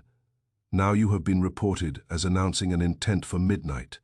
That is escalation. It is not random. Grant's face went white. Lila, did you say it? I did not, Lila insisted, and the insistence sounded like panic trying to look like certainty. Wolfe turned to me. Archie, we are leaving. We left the side office with Grant following, Voss staying behind with Lila, and looking after us with controlled dislike. In the corridor, Grant grabbed my sleeve, hard enough to wrinkle it. Goodwin, he whispered. If she did not say it, why did they hear it? Because someone wants them to hear it, I said. Grant's eyes widened. Who? Wolfe answered without turning. The person who wants to claim later that she chose. We returned to the brownstone. Fritz served lunch late because Fritz believes that even conspiracies should not interfere with digestion. Wolfe ate with his usual thoroughness, then went upstairs for the orchids, as if watering them could restore order to a city that refuses to behave. When Wolfe returned, I told him I was going out. To see Evan Lark, Wolfe said, and to see how far Dr. Voss's calm travels, I replied. Wolfe's eyes narrowed. Be precise. I will, I said, and grabbed my coat. I did not head straight for Evan Lark. I headed for Tessa Rowan people. Like Tessa are not hard to find if you have the right kind of friend. Saul Panzer provided me with her usual route and her usual timing, because Saul understands that society women are often more predictable than criminals. She left a fitness studio on the east side at 4, stopped at a florist, and then went to a cafe near Madison that looked as if it sold coffee for the sake of selling gossip. I took a seat across the street in a place where I could see the cafe window without looking like I was building a case. New York makes tailing easy. Everyone is always looking past everyone else. Tessa arrived exactly on schedule, coat draped perfectly, hair immaculate, face composed. She entered the cafe and chose a table in the back corner. She checked her phone twice, and then put it down as if annoyed at it. 5 minutes later, Dr. Mark Voss walked in. He did not look like a man going for coffee. He looked like a man going for a meeting. He spotted Tessa, crossed the room, and sat without greetings. I could not hear the words through the window and the traffic, but I could see the posture. Tessa leaned in. Voss kept his hands on the table, fingers steepled briefly, then relaxed. His face stayed calm. Tessa's face did not. Then she opened her purse and took out an envelope, not a cute little social envelope. A thick one. She slid it across the table. Voss's eyes flicked down, then up. He did not look surprised. He covered it with his hand, drew it toward himself, and slipped it into his briefcase with a smoothness that suggested the motion had been practiced. Tessa spoke sharply. Voss replied, calm. Tessa's shoulders rose, then dropped, like a woman swallowing anger. Voss said something that made her go still, and then she nodded once stiffly. They stood. Voss left first, without touching his coffee. Tessa stayed, staring at her hands as if they were guilty. I waited long enough to avoid looking eager. Then I followed Voss out. He walked 3 blocks, turned into an office building, and disappeared behind a revolving door with the ease of a man returning to his element. I did not follow him inside. You can learn a lot by following. You learn less by being arrested. I went back to the brownstone and found Wolfe in the office with a beer and a look that meant his brain had not stopped working since breakfast. Well, Wolfe said when I entered. I sat down and told him. The board meeting. The reported sentence, Lila's denial, Gareth Mincher's earnest discomfort. The café, the envelope. Wolfe listened without interruption. When I finished, he sat still for a moment, then said, the secret is not illegal. It is legal and clean. And socially lethal, I said. Wolfe's eyes narrowed. But the danger is not the secret. The danger is a steering. Someone is guiding Mrs. Hallowell toward a choice that will be presented as hers. I frowned. Choice like what? A speech, a collapse, a confession. Wolfe's voice stayed calm. A decision at midnight. That sentence Gareth reported is valuable. It creates expectation. If she collapses at midnight, it becomes fulfillment. If she does something else, it becomes intent. I felt a chill. Something else. Wolfe's gaze was steady. A person can die without illegality if another person is induced to act at precisely the wrong moment. A fall from a balcony, a sudden rush on a staircase, a heart that fails under shock, or a mind that persuades a body to stop resisting. The planner doesn't need a weapon, only timing. I leaned forward, and Voss. Wolfe's mouth tightened. Voss is central, but I do not yet know if he is the hand or merely the glove. And Tessa passed him an envelope, I said. Money, notes, instructions, guilt. Pick one. Wolfe's eyes narrowed. We will not pick. We will obtain it. I blinked. Obtain it how? Wolfe lifted his beer, took a slow swallow, and set it down with care. Archie, he said, you will meet Evan Lark tonight. Tonight, I repeated. Yes, Wolfe said. Because if someone is harvesting at midnight on New Year's Eve, they must prepare the crop, and the envelope you saw suggests that preparation is underway. I stood slowly. You want me to walk into his office and ask politely if he is planning a death? Wolfe's eyes remained cold. Politeness is optional. Intelligence is required. And Archie, yes, if Evan Lark is the gardener, Wolfe said, then Dr. Voss is the greenhouse. Find out which one is locked. As I reached for my coat, my phone buzzed again. Unknown number. You are watching the wrong woman. The choice is already written. Midnight will only read it aloud. Chapter 6. If you want to see whether a person is being steered, you do not watch them when they are performing. You watch them when they are alone with the idea they are pretending not to have. Wolfe insisted on Mrs. Hallowell at the brownstone that evening, and he did it with the mild certainty that makes people comply even when they dislike him. Grant arrived first, exhausted and brittle, and Lydia arrived with him, eyes tight and watchful. Mrs. Hallowell came last, escorted by Dr. Mark Voss, who carried himself like a man bringing a patient to a necessary appointment, which is an excellent way to disguise the fact that he might be bringing an instrument to a job. I opened the door, and Voss began to speak, but Wolfe's voice rolled out of the office and stopped him before he could plant a syllable. Doctor, Wolfe called, you will wait in the front room. Voss's smile appeared, thin and professional. Mr. Wolfe, I would prefer to remain with Mrs. Hallowell. She may become distressed. Wolfe's reply was calm. Then she will become distressed without your coaching. Voss's jaw tightened. He glanced at Lila. Lila Hallowell surprised me by touching his sleeve lightly, a gesture that was almost affectionate and almost dismissive. I will be fine, she said. It sounded like a line she had practiced. Voss hesitated, then allowed me to guide him into the front room and close the door. I did not lock it, because locks are an invitation in this house, and because I wanted him to know he was being trusted only enough to be watched. Then I returned to the office. Wolfe sat in his chair, of course, with the calm of a man who believes that a room can be controlled if you refuse to yield your posture. Mrs. Hallowell sat opposite him in the red leather chair, back straight, hands folded, chin lifted. Her composure looked almost defiant, as if she had decided that collapse was not a thing she permitted herself in front of an audience. Grant hovered near the window, hands clasped behind his back. Lydia stood near my desk, arms folded, the way a person stands when she is trying to be both daughter and guard. Wolfe regarded Lila. Mrs. Hallowell, you were reported yesterday as saying, I know what I'll do at midnight. Did you say it? Lila's eyes flashed. Number Wolfe nodded once. You are certain? Yes, she said with pride in the word. I do not speak recklessly. Grant's voice was tight. Lila, several board members heard it. They heard what they expected, she replied, and there was bitterness under the polish. They watch me now. They wait for me to break, as if my grief is a performance for their convenience. Wolfe did not soften. Grief is not our subject. Mechanism is. You had a public breakdown at the museum.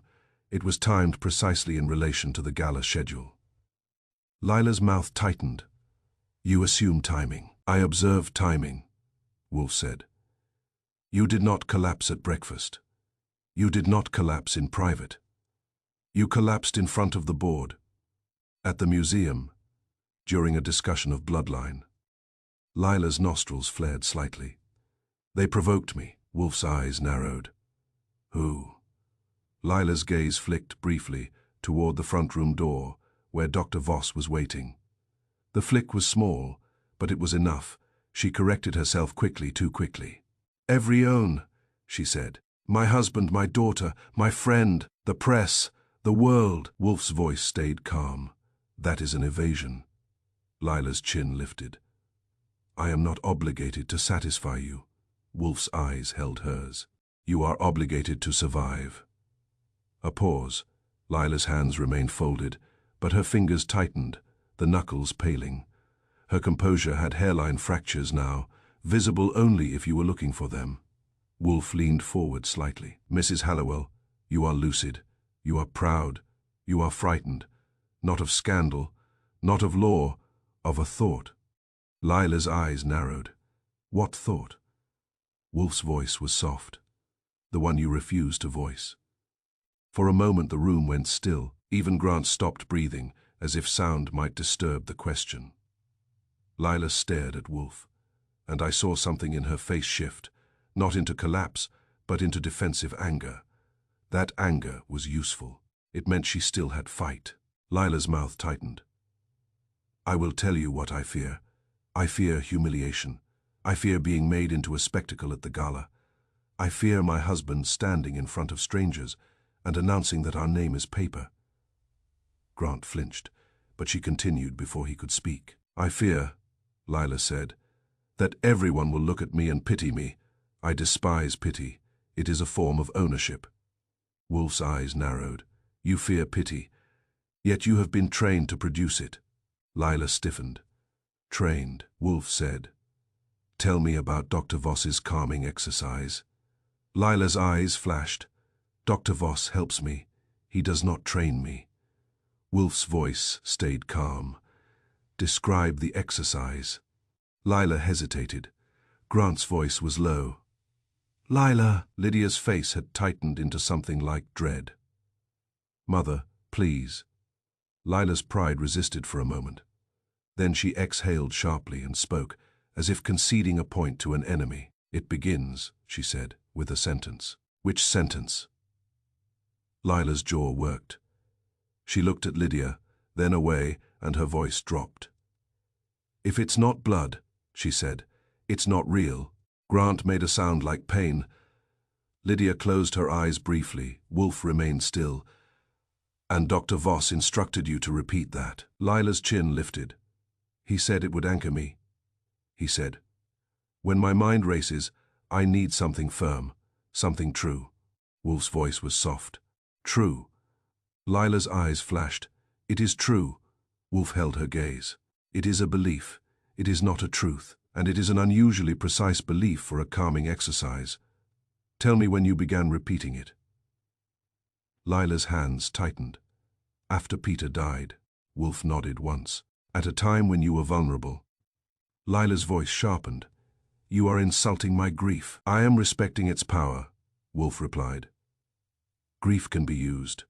It can be fed. It can be directed. Lila's gaze flicked again toward the front room door, and this time her pride did not fully cover the fear. Wolfe said, Mrs. Hallowell, did Dr. Voss give you that sentence, or did you give it to him? Lila hesitated. I said things about blood, about legacy. He asked questions. Wolfe's eyes narrowed. He guided you. He helped me, she insisted. Wolfe's voice stayed calm. Help and guidance differ only in intent. Grant's voice broke in raw. Lila, the sticky notes, you wrote them. Lila's cheeks colored with shame and anger. I wrote them because I needed to remember. I needed to keep my mind from slipping. Wolfe nodded once. And the exercise begins with repeating the sentence. Yes, Lila said. Defiant again. Then you name objects. Then you breathe. Then you tell yourself what you will do. Wolfe's gaze sharpened. What you will do, Lila froze. Wolfe's voice was very soft now. What precisely does Dr. Voss tell you to do after the sentence? Lila's lips parted, then closed. Her eyes were bright again, and this time it was not only fear, it was the terror of saying a thought aloud and making it real. I will not, she said. Wolfe leaned back slightly. Then I will ask differently. Does the exercise end with a plan for midnight? Lila's breath hitched. Grant went pale. Lydia's hands clenched at her sides. Wolfe did not press harder. He watched, Lila whispered. He said, the gala would be difficult. He said I should have a choice ready, something to do that would make me feel in control. Wolfe's eyes narrowed. In control. Lila's voice trembled. He said if I felt the room turning on me, I should take control of the moment. He said I should say one sentence and then act. Grant's voice was harsh. What act? Lila's eyes filled. I won't say it. Wolfe's gaze turned cold, not at her, but at the unseen architect. That is sufficient. He turned his head slightly toward me. Archie. Yes, you will bring Dr. Voss into this room, Wolfe said. I went to the front room and opened the door. Voss stood up at once. Smile ready. Is she stable? She's talking, I said. That's better than stable. He walked past me with a calm that looked slightly strained now. He entered Wolfe's office and took in the tableau, Lila pale and rigid, Grant looking as if he might explode, Lydia watching with contained fury, Wolfe steady as stone. Voss's eyes went to Lila first. Lila, Wolfe said. Doctor, sit. Voss sat, but his posture remained upright, controlled. Mr. Wolfe, I do not appreciate being treated like a suspect.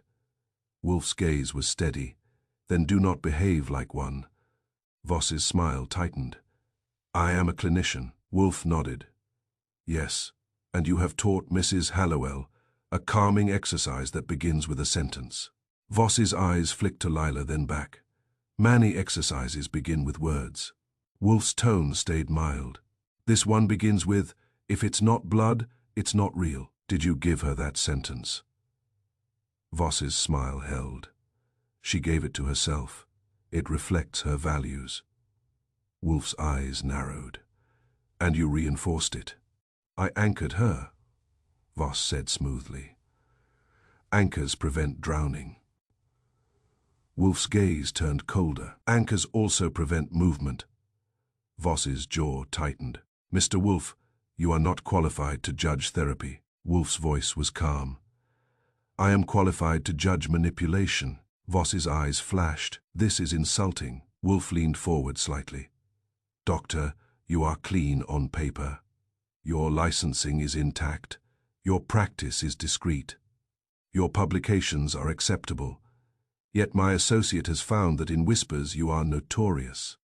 Voss's smile faltered. Whispers. Wolfe's eyes held his. For a practice you call memory editing. Lydia stiffened. Grant's head snapped up. Lila's breath caught. Voss's face remained composed, but the color in his cheeks deepened slightly.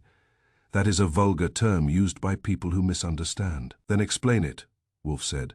Voss's voice stayed smooth. Memory is not a recording, it is a reconstruction. Therapy helps people reconstruct in healthier ways. Wolfe nodded once. And that reconstruction can be steered. Voss's eyes narrowed. Any influence can be called steering by someone who dislikes the result. Wolfe's voice stayed mild. Yes, particularly when the result is an act of self-ruin. Voss stiffened. Self-ruin. Wolfe's gaze turned to Lila, then back to Voss. Doctor, you are engineering an act at midnight that will appear to be Mrs. Hallowell's free choice. She will believe it is freedom. That is the elegance. The victim will feel liberated even as she is destroyed. Grant's voice broke. What act? Voss spoke quickly, soothing. Grant, do not listen to this. Lila is under stress. Mr. Wolfe is agitating her. Wolfe's eyes were cold. Doctor, you slipped once already. You referred to Mrs. Hallowell's trigger phrase before anyone told you one existed. Now you have confirmed you have been shaping her choice. Voss's voice tightened. Choice is hers. Wolfe nodded. That is precisely the crime. You are steering her toward a choice that is not hers. Voss's smile hardened. You cannot prove intent. Wolfe leaned back. We will. He looked at me. Archie, telephone Inspector Kramer. I blinked. Kramer. Yes, Wolfe said. Because if Dr. Voss is clean on paper, we require pressure from another kind of paper. The kind with a badge printed on it. Voss rose halfway, then sat again, measuring the room, the exits, the social consequences. His calm was now brittle. Lila finally spoke, voice low and trembling. Mark. Voss's eyes softened toward her. Lila, you are frightened. You are hearing fantasies. Wolfe's gaze stayed on Voss. Not fantasies. A planted refrain. An engineered act of self-ruin. Tell me, Doctor, what did you instruct her to do at midnight? Voss's smile returned, thin, nothing. Wolfe nodded once. Then you will have no objection if Mrs. Hallowell tells us. Lila's hands clenched, her voice was a whisper. I can't. Wolfe's tone softened slightly, not kindly, but precisely. Yes, you can, and you must, or the plan proceeds. Lila's eyes filled. She looked at Lydia, and for a moment her pride slipped enough to show a mother underneath. I know what I'll do at midnight, she whispered, and the phrase sounded borrowed, not owned. Wolfe's eyes narrowed. There it is. Grant's face went white. Voss's jaw tightened, and I realized the true danger Wolfe had been circling. The coming crime would not be a murder in the usual sense. It would be a woman persuaded to ruin herself in public, believing she was choosing the only dignified escape. Chapter 7. The Hallowell Museum did not look like a place where people came to be frightened. It looked like a place where fear was dressed up and seated politely. The ballroom level had been turned into velvet and champagne, the kind of velvet that absorbs sound, and the kind of champagne that convinces men they are charming. Light spilled from chandeliers onto suits and gowns and jewelry that flashed like small, silent boasts. The orchestra played something soft and confident. Waiters moved as if they had rehearsed the same route for a week and been threatened with extinction if they bumped a donor. It was New Year's Eve, and the clock was the real host. You could feel it in the room. People kept looking up, not openly, not like schoolchildren, but with casual glances that were not casual at all. The big clock above the archway near the main staircase had become a magnet. 11:32, 11:35, 11:40, each minute tightening the air by a fraction.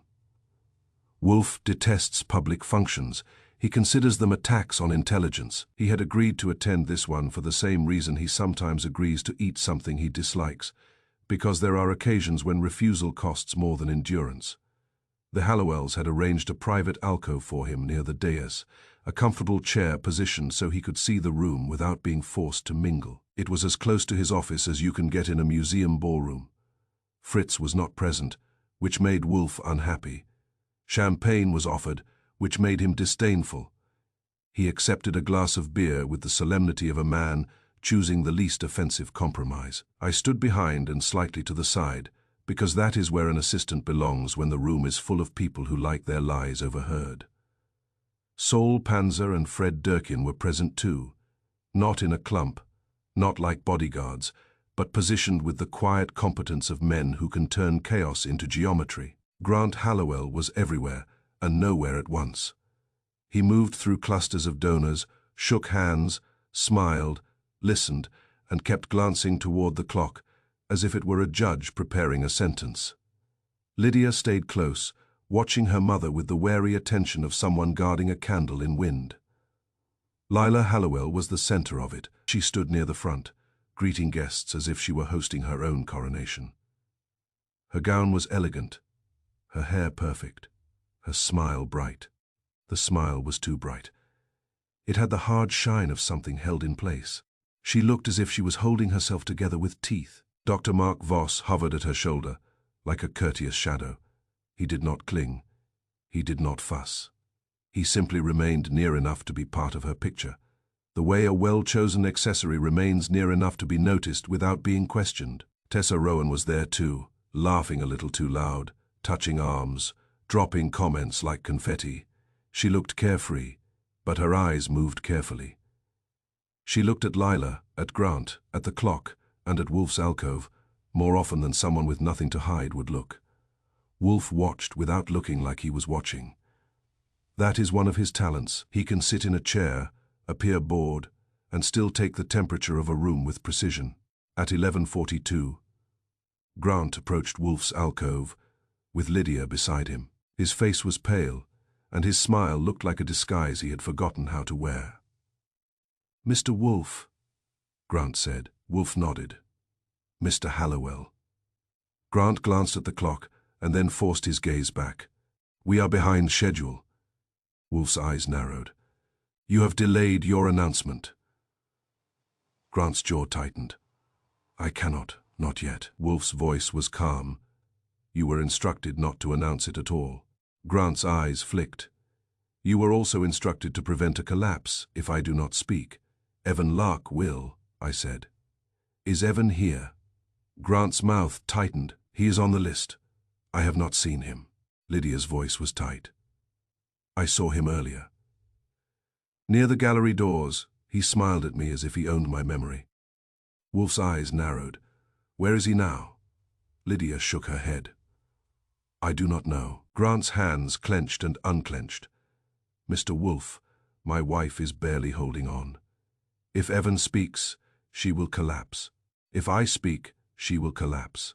I am choosing the collapse I can explain." Wolfe regarded him. "You are still attempting to control what cannot be controlled. Tell me, Mr. Hallowell, have you told your wife you will delay?" Grant hesitated. Number Wolfe's eyes hardened slightly. "Then you have left her to endure the approach to midnight with no adjustment. That is cruel." Grant's face tightened. "I am trying to keep her calm." Wolfe's voice was flat. "Calm is not achieved by withholding reality." Grant swallowed. "Dr. Voss says she must not be provoked." Wolfe's gaze shifted briefly toward Voss. "Dr. Voss has a strong interest in what provokes her." Lydia's face tightened. "Father, please do not listen to him," Grant whispered. "Lydia, he is the only one in this room who seems to know what is happening." Wolfe's voice remained calm. "I know what is happening broadly. An act has been engineered. The details remain uncertain. That is why we are here." Grant's eyes darted again to the clock. "It is almost time." Wolfe lifted his glass, took a slow swallow of beer, and set it down as if making a point about control. "Yes," Grant exhaled. "We are due to begin reflection at 11:45. Wolfe's eyes narrowed. That odd word again. Grant nodded stiffly. Voss insisted. He said it would steady the room. "It will focus it," Wolfe said. "Steady is a comforting synonym." Grant's voice tightened. "What do we do?" Wolfe's gaze was steady. "We watch, and we prevent you from doing something foolish." Grant's mouth opened, then closed. He looked at Lydia, then back to Wolfe. "I will delay. I will let the auction run longer. I will not take the lectern until the last moment." Wolfe's eyes narrowed. "Delay invites improvisation." Grant's face tightened. "I have no better option." Wolfe did not argue, which is never comforting. When Wolfe stops arguing, it often means he has decided. Argument is wasted. Grant and Lydia moved away. Grant headed toward the orchestra leader, spoke briefly, and the music shifted into a longer piece. The auctioneer, a glossy man with a voice like polished metal, began charming the room into generosity. Paddle numbers rose, laughter floated, champagne was replenished. The clock did not care. At 11:47, a new movement went through the crowd. It was not loud, it was a ripple, like a breeze passing through curtains. I did not hear the first whisper, but I saw heads tilt toward one another. saw hands lift to cover mouths, saw eyes dart toward Lila and then away again. People who love scandal do not stare directly. They glance and let the rumor do the staring for them. I stepped away from Wolfe's alcove and drifted among a cluster of board members because board members are excellent rumor carriers. They practice it in meetings. Gareth Mincher was there, the finance committee man with the sharp nose and sharper discomfort. He looked as if he regretted owning ears. A woman beside him whispered, "It is already written." Gareth's face tightened. "I do not know what you mean." The woman leaned closer. "Lila, she has written a letter, a confession. She intends to read it at midnight. She will take the lectern and read it. She will say the name is borrowed, and she will say she is done." Gareth swallowed. "That is absurd." The woman's eyes widened. "Is it? After the board meeting yesterday?" Gareth's mouth tightened. "She did not say that." "She did," the woman insisted softly, eager. "She said she knew what she would do at midnight." Gareth's eyes flicked away, troubled. "She denies it." The woman shrugged in the way people shrug when they do not care about truth, only about entertainment. Denial is part of confession. That is what makes it dramatic. I let the rumor sit in my mind like a cold coin. A confession letter, written in advance, would be perfect for the kind of engineered act Wolfe feared. Written words feel inevitable. They feel like decisions already made. They also give the planner something to display later as proof of intent. I moved again closer to the main aisle and saw Tessa Rowan speaking with two women near a display of modern sculpture. Tessa's smile was bright, her laugh light, but her eyes were fixed on the clock. She said something. The women gasped softly, and then they looked toward Lila, as if she were a painting they had just been told was forged. Tessa's mouth moved again, and she made a small gesture toward the main staircase, toward a corridor leading to private rooms. Then she saw me. Her smile held, but the laugh stopped. Her eyes narrowed slightly, like a person recognizing an inconvenient witness. I smiled back, because I am rude that way, and drifted away. When I returned to Wolfe, he was still seated, still calm. His eyes were on the room. I could not tell if he had heard the rumor, but I could tell he had felt its ripple. "It's moving," I murmured. Wolfe's voice was low. "Yes, confession letter," I said. "Whispers say Lila has already written one, and will read it at midnight." Wolfe's eyes narrowed. "Do you believe she wrote it?" "I believe someone wants the room to believe she wrote it." Wolfe nodded once. "Better." He shifted his gaze slightly toward Lila. She was still smiling, still greeting, still holding herself together. Dr. Voss remained near her. Tessa Rowan had moved closer to a corridor. Wolfe said quietly, "Watchu appears unsurprised." I looked at him. "Unsurprised by the rumor, unsurprised by the punchline," Wolfe replied. "Only the planner expects it before the joke lands." We watched. When a rumor hits a room like that, most people react in predictable ways. The shocked widen their eyes. The delighted pretend to be shocked. The cautious pretend they heard nothing. The guilty either freeze or overcompensate. Grant Halliwell, when the rumor reached him, did something honest. His face went tight, and he moved toward his wife too quickly, then stopped as if remembering he was on a stage that looked like a man unprepared. Lydia stiffened, her gaze snapping to her mother, then to Voss, then to Tessa. That looked like someone trying to decide which fire to put out first. Lila remarkably did not react at all. Her smile did not change. That might have meant she had not heard yet, or that she had heard and was determined not to show it. Either way, it was not evidence. Dr. Voss reacted subtly. He leaned closer to Lila, said something low, and then his eyes lifted, not to the clock, not to Grant, but across the room toward the corridor, where staff moved in and out, toward the private staircase. Tessa Rowan, when the rumor brushed her circle, gave a small laugh and lifted her shoulders in an exaggerated gesture of disbelief, as if she were dismissing nonsense. But her eyes did not look amused. They looked satisfied. Then there was Evan Lark. I did not see him at first. That was his skill. He was not at the center.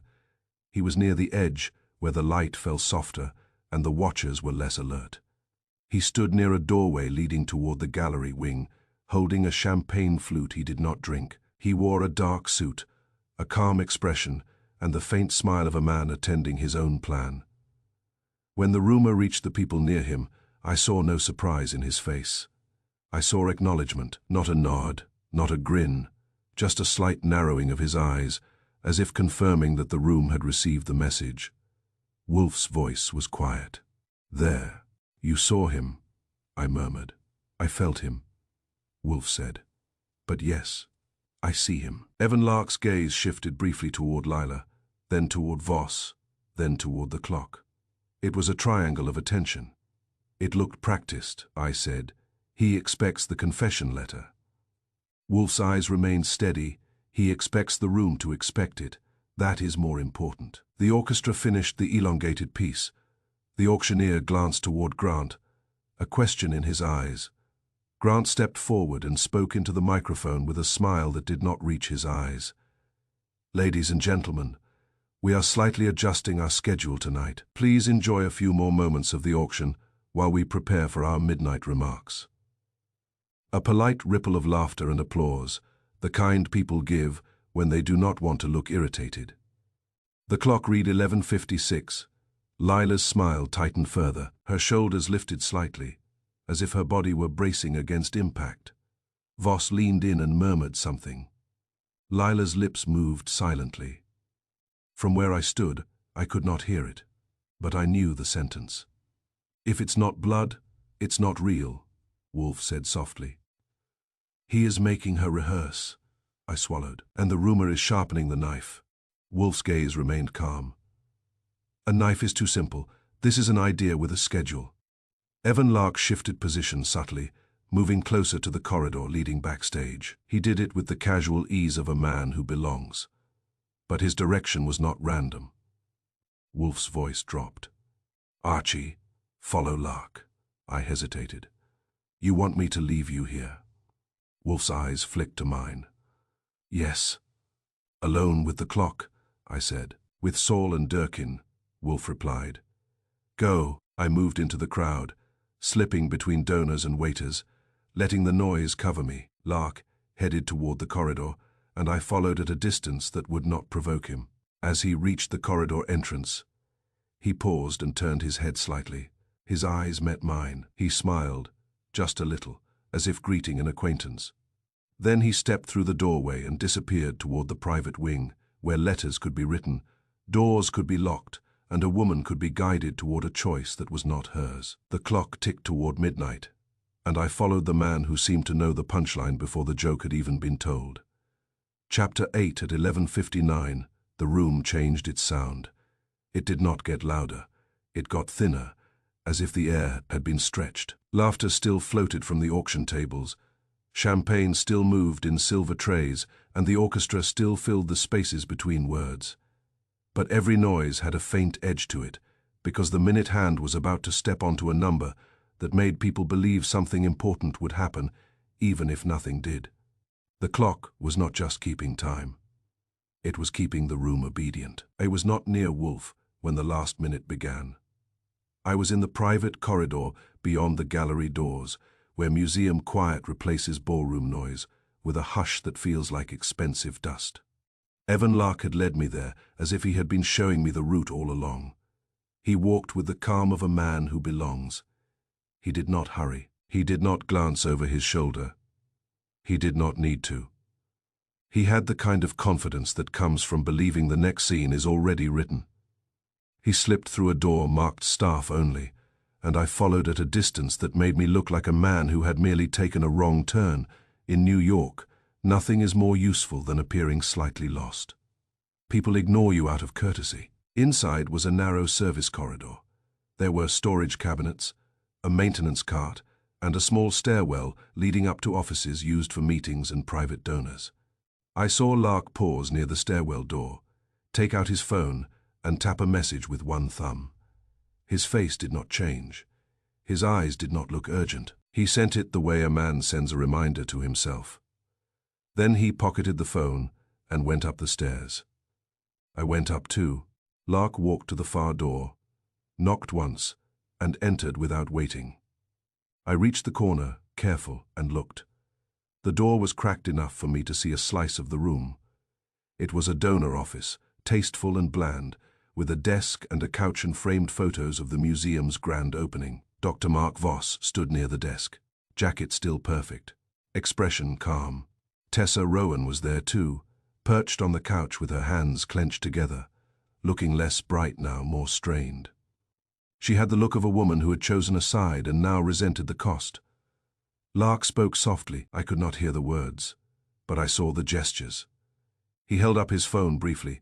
Voss nodded once. Tessa's mouth tightened. Voss opened his briefcase and removed a sheet of paper folded neatly. He handed it to Lark. Lark did not open it. He did not need to. He slid it into his inside pocket with the same ease Voss had shown when taking Tessa's envelope earlier. Tessa spoke sharply, a quick burst of anger or fear. Lark turned his head toward her and smiled, small and patient, the smile of a man soothing a child. Tessa's shoulders dropped. She nodded once, stiffly, as if swallowing a protest. Then Voss lifted a hand, palm down, a calming gesture that looked practiced. Tessa's face smoothed. Lark's attention shifted toward the door, toward the ballroom below, toward the clock he could not see but could feel like everyone else.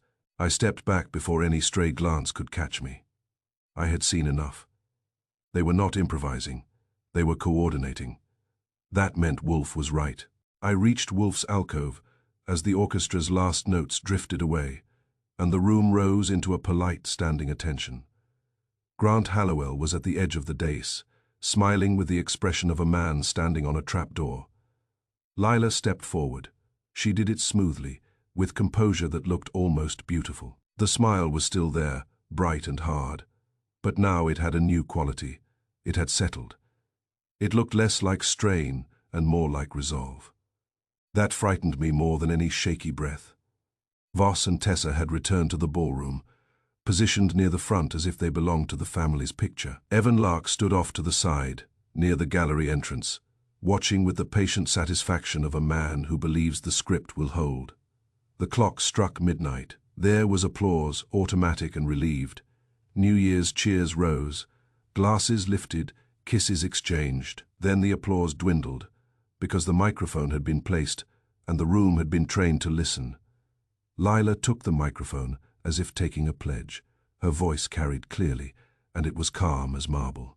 "Ladies and gentlemen," she said, "Happy New Year." The room murmured it back. The way people murmur in churches when the ritual is familiar. Lila continued, "Before we celebrate, I must tell you something." Grant's face tightened. Lydia's hands clenched. Wolfe did not move. Lila's eyes swept the room. She looked not at Wolfe, not at Grant, not at Lydia, but outward, toward the donors and board members and press. She looked as if she had chosen them as her jury. "I have stolen from this foundation," she said. The sentence hit the room like a thrown glass. You could hear the moment when 100 minds tried to decide whether they had heard correctly. Grant's mouth opened, but no sound came out. Lydia went white. Lila's voice stayed steady. "I have diverted charitable funds for personal expenses. I have done it for years. I have justified it as entitlement. I have hidden it behind the museum's paperwork and my husband's trust." If she had been lying, it was the best lie I had ever heard, because it had the weight of confession. Confession works because it is heavy. It makes people believe you must be sincere to carry it. The problem was that it was not true. The foundation's finances were watched the way donors watch their own reflections. If Lila had embezzled, there would have been investigations, whispers, lawsuits. Instead, there were only sticky notes and a phrase about blood. This was not a legal confession. It was worse. It was a social execution. It did not matter whether a crime existed. The room would believe the words, the press would print them, and the foundation would be reduced to scandal overnight. Grant would be ruined. Lila would be ruined. Lydia's engagement would crack like ice, and the person who had engineered it would stand in the shadows and say later, with perfect innocence, that Lila had chosen honesty. I felt my pulse rise. I glanced at Wolfe. Wolfe lifted one hand slightly, not in panic, not in protest, but in the way he lifts his hand when he intends to end a conversation. He waited until Lila's next breath, because timing matters. Then his voice cut across the ballroom, calm and clear, without shouting. "Mrs. Hallowell." Lila paused. Her eyes flicked toward Wolfe's alcove. Wolfe rose, slowly, so the room could see him. He looked large, composed, and entirely out of place among velvet and champagne, which made him the most real thing in the room. "Mr. Wolfe," Lila said, voice still steady. Wolfe nodded once. "You are about to destroy yourself with a statement that is false." A murmur rose. The board members shifted. The press leaned in. Grant found his voice. Raw. "Lila, stop." Lila did not look at him. She looked at Wolfe with a bright, controlled stare. "You cannot stop me." Wolfe's expression remained calm. "I can because you are not acting freely." The room reacted to that. A few nervous laughs floated, the kind people make when they want a scandal to be entertainment instead of danger. Lila's mouth tightened. "Do not patronize me." Wolfe's voice stayed mild. "Then do not perform." Lila lifted her chin. "I am confessing." Wolfe nodded. "You are reciting." Lila's eyes flashed. "You are insulting me in public." Wolfe looked at her without sympathy. "I am saving you in public, Archie."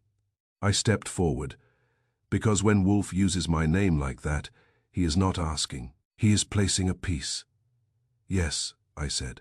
Wolfe addressed the room. "Ladies and gentlemen, I will pose a riddle. It will take less time than Mrs. Hallowell's confession and will contain more truth." A nervous wave moved through the ballroom. Some people smiled because they thought it was witty. Some people frowned because they sensed danger. Evan Lark's expression did not change. Dr. Voss's posture stiffened slightly. Wolfe said, "A woman is taught to calm herself with a phrase. The phrase is repeated until it becomes automatic. Then, at a chosen moment, the phrase is used as a cue. The woman responds not with thought, but with obedience. The riddle is simple. If I speak the phrase now, what will she do?" Lila's eyes narrowed. "What nonsense." Wolfe turned to her. His voice was quiet and precise, the way he speaks when he expects truth to obey him. "If it's not blood," Wolfe said, "it's not real." Lila responded instantly, without hesitation, without thought, as if the sentence had been pulled from her throat by a string. "It's not real," she said. The room laughed. It was not kind laughter. It was nervous laughter, the laughter of people who did not know whether they had witnessed a joke or a collapse. It rippled and then died quickly, because laughter cannot live long in the presence of something too naked. Lila's face changed after the words left her mouth. Her eyes widened slightly, as if she had heard herself and did not recognize the voice. Wolfe did not give her time to recover. He said, "Again." Lila's lips parted. Number Wolfe's gaze stayed steady. "If it's not blood." Lila's jaw tightened. Her hands gripped the microphone. For a moment she fought it. Then the automatic response surfaced anyway, weak but unmistakable. "It's not real," she whispered. The room went quiet this time. The laughter had done its job and fled. Dr. Voss went pale. It was not dramatic. It was not fainting. It was simply the sudden draining of color from a man who realizes his control has shown itself on a public stage. His eyes flicked to Lark. His mouth tightened. His hands moved slightly, as if searching for something to hold. Tessa Rowan's face had gone stiff with fear. She looked at Voss and then away, like a woman watching a bridge crack under her own feet. Evan Lark's smile faltered for the first time. It did not vanish, but it lost its ease. He had expected the punchline to land cleanly. Wolfe had interrupted the joke with a demonstration. Grant stepped toward the dais, voice breaking. "Lila, please." Lila stared at Wolfe, and now the calm was gone. The marble had cracked. What remained was pride and terror, and the dawning knowledge that her mind had been handled like a script. "You did that," she whispered. Wolfe replied, "Number someone else did." I merely revealed it. Lila's breath hitched, the microphone trembled in her hand. Wolfe continued, addressing the room with mild authority. Mrs. Hallowell has not embezzled. She has been induced to declare that she has, because humiliation is useful to the people who wish to destroy the foundation without breaking a law. A murmur surged, louder now, full of confusion and eager disbelief. Grant found his voice again, sharper. This is insane. Wolfe looked at him. It is engineered. That is different. He turned his gaze toward Dr. Voss. Doctor, you have used a cue and response technique to install a phrase and to attach it to a planned act. Your control has shown itself. I suggest you stop pretending you are surprised. Voss's lips parted, but no words came out. He looked, for the first time, like a man trapped in the light. Lila's eyes flicked toward him, and her face twisted with betrayal. Evan Lark shifted his weight, subtly, as if preparing to move. Durkin, without being asked, shifted too, placing himself where a man might find his path suddenly inconvenient. The clock above the archway continued ticking past midnight, indifferent. Wolfe's voice remained calm. Mrs. Hallowell, step away from the microphone. Lila stared at him, trembling, and then she did it, not because she was weak, but because for the first time that night she was not being guided by a planted phrase. She was listening. The room held its breath, and I realized that Wolfe had done something rare, even for him. He had not only interrupted a disaster, he had shown the mechanism in public, which meant the planner could no longer claim later that the victim had chosen freely. The joke had been ruined. Now we would see who had been counting on it. Chapter 9. After midnight's little earthquake, the ballroom tried to patch itself together with champagne and denial. People drifted, laughed too loudly, and pretended they had witnessed performance art instead of a woman's mind, being handled like a marionette. Wolfe did not permit patching. He detests repairs done for appearances. He prefers repairs done for function. He ordered a private room, and he got one because the Hallowell name still carried enough weight to make museum staff obey even while frightened. Saul Panzer and Fred Durkin positioned themselves in a way that suggested no one would wander in by accident. The press was kept at bay with vague promises. That is what press management is, vague promises delivered with firm faces. Inside the small conference room, the air was quieter and colder. A polished table, 6 chairs, a water pitcher no one touched. Grant sat rigidly, Lydia beside him, both looking as if they had aged a year in 10 minutes. Lila sat at the head, posture straight, face pale, eyes bright with shock and fury. Dr. Mark Voss sat opposite her, calm made brittle. Tessa Rowan sat to one side, fingers twisting a napkin into a rope. Evan Lark leaned near the wall with a faint smile that was trying to look amused and failing. Wolfe sat as if the chair had been built for him and said, "Good, we will finish." Grant's voice was hoarse. "Finish what?" "You stopped her." "I interrupted her," Wolfe corrected. "Stopping requires dismantling the mechanism." Lila's chin lifted. "There is no mechanism. I chose to speak." Wolfe regarded her. "You chose what you were instructed to believe was a choice." Voss's voice came smoothly. "Mr. Wolfe, this is harmful. She is distressed. You are escalating it." Wolfe's eyes turned to him. "Doctor, I am revealing it. Escalation was scheduled for midnight." He turned back to Lila. "Mrs. Hallowell, you described Dr. Voss's calming exercise. You will perform it now." Lila stiffened. Numbergrunt leaned forward. "Lila, please, we need to know what is happening." Lydia's voice was tight. "Mother, please." Lila's pride held for a moment. Then she sat straighter, as if turning compliance into defiance. "Very well," she said. "To prove him wrong." Wolfe nodded. "Doctor, instruct her." Voss's smile tightened. "This is not appropriate." Wolfe's voice stayed mild. "Then you should not have made therapy into a lever." Voss went still. Wolfe said, "Mrs. Hallowell, begin." Lila inhaled slowly. Her hands remained folded tightly. Her voice was controlled. "It begins," she said, with the sentence, Wolfe's gaze sharpened. Say it. Lila's mouth tightened. If it's not blood, it's not real.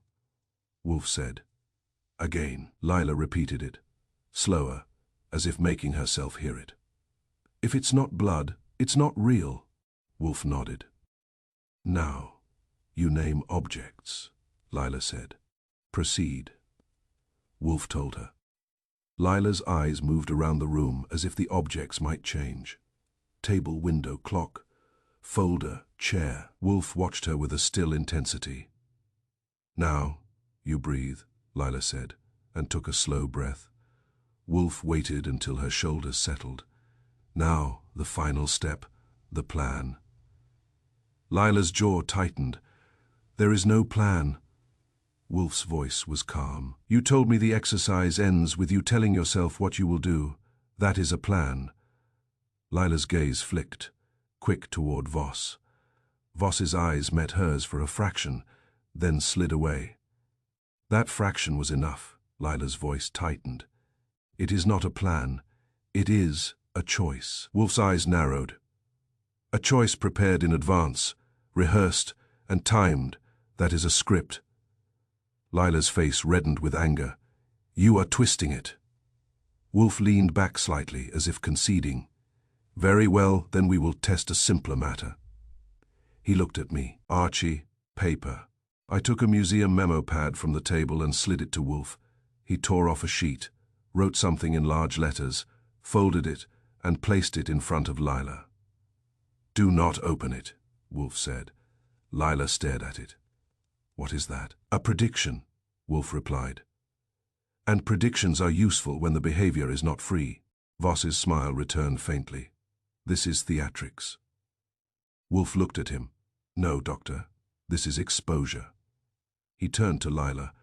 We will repeat your exercise, but this time I will alter one word in the phrase. If you are thinking freely, you will reject it. If you are conditioned, you will follow it. Lila lifted her chin. I will not follow anything. Wolfe nodded. Excellent. Begin again, Wolfe said. Lila inhaled. If it's not blood, it's not real. Wolfe watched her eyes. Again, if it's not blood, it's not real. Wolfe leaned forward slightly and spoke with calm precision. If it's not proof, he said, it's not real. Lila echoed it instantly, the new word sliding into place like a rail switch taking a train. If it's not proof, she said. It's not real. She froze. Her eyes widened as if she had heard her own voice from across a room. Grant stared at her. Lydia's face tightened with pain. Tessa made a small sound like a sob swallowed too late. Voss went very still. Evan Lark's smile flickered and thinned. Wolfe said quietly, You followed. Lila's voice was a whisper. I did. Wolfe nodded once. Not because you are weak, because you have been conditioned. The phrase is an anchor. The anchor gives the handler a rope. He slid the folded paper toward Grant. Open it. Grant unfolded it, eyes widening slightly. It says, Replace blood with proof and she will follow. Lila stared at Wolfe. You knew. Wolfe's tone was dry. I observed. That is my trade. Lila turned her head slowly toward Voss. Her voice shook. Mark.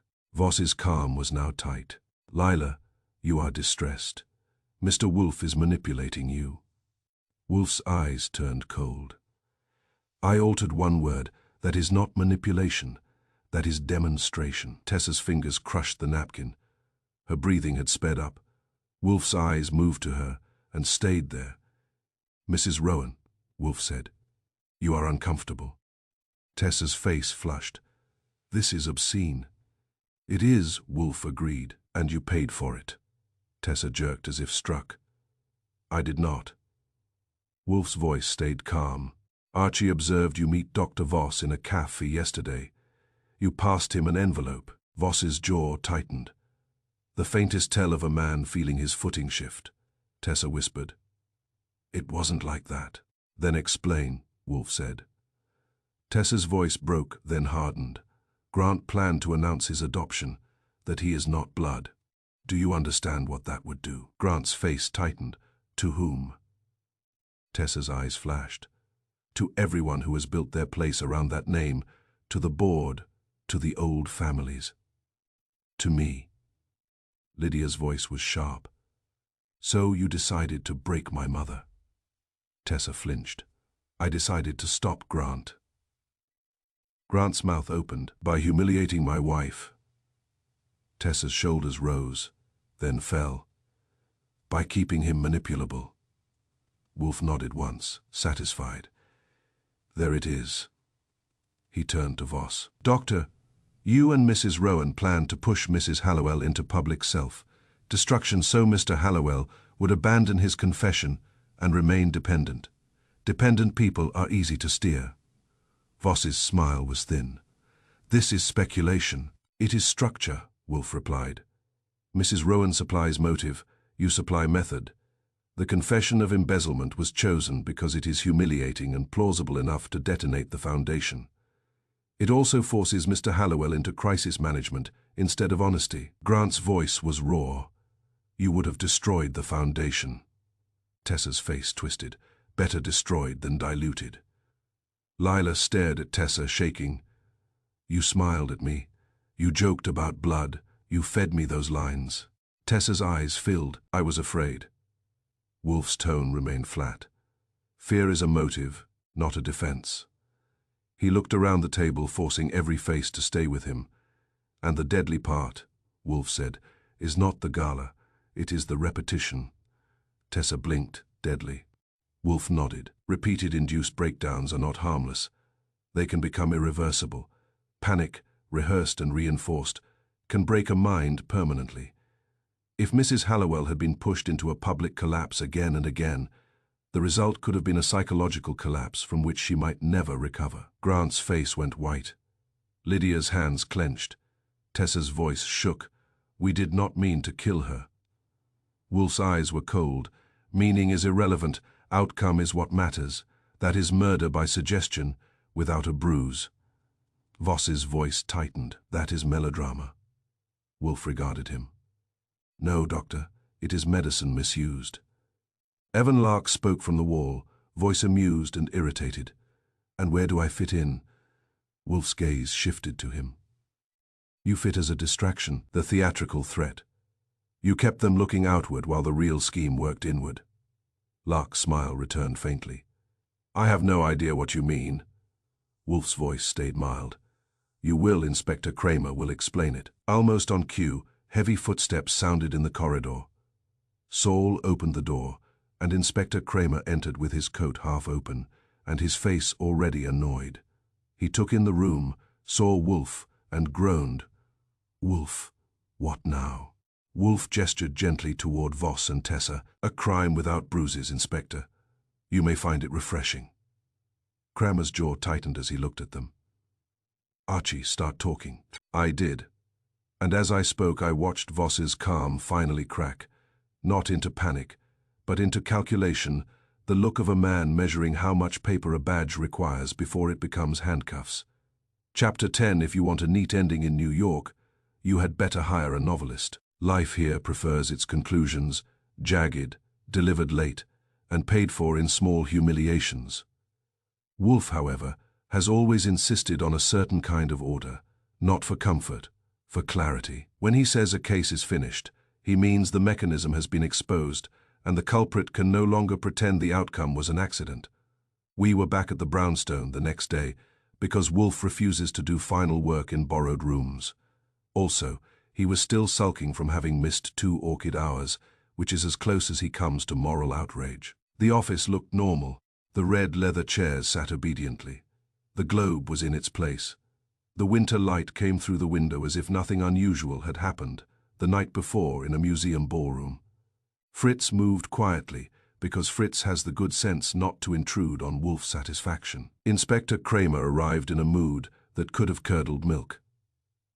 He took the yellow chair by my desk, planted his hat on his knee, and glared at Wolfe as if Wolfe had personally invented paperwork. This better be worth it, Kramer growled. Wolfe sipped beer and said, Everything is worth it, Inspector, if it produces truth. Kramer snorted. Truth doesn't write my reports. Give me something I can use. You will, Wolfe said. Grant Hallowell arrived with Lydia. Grant looked as if he had slept in his clothes and argued with his conscience all night.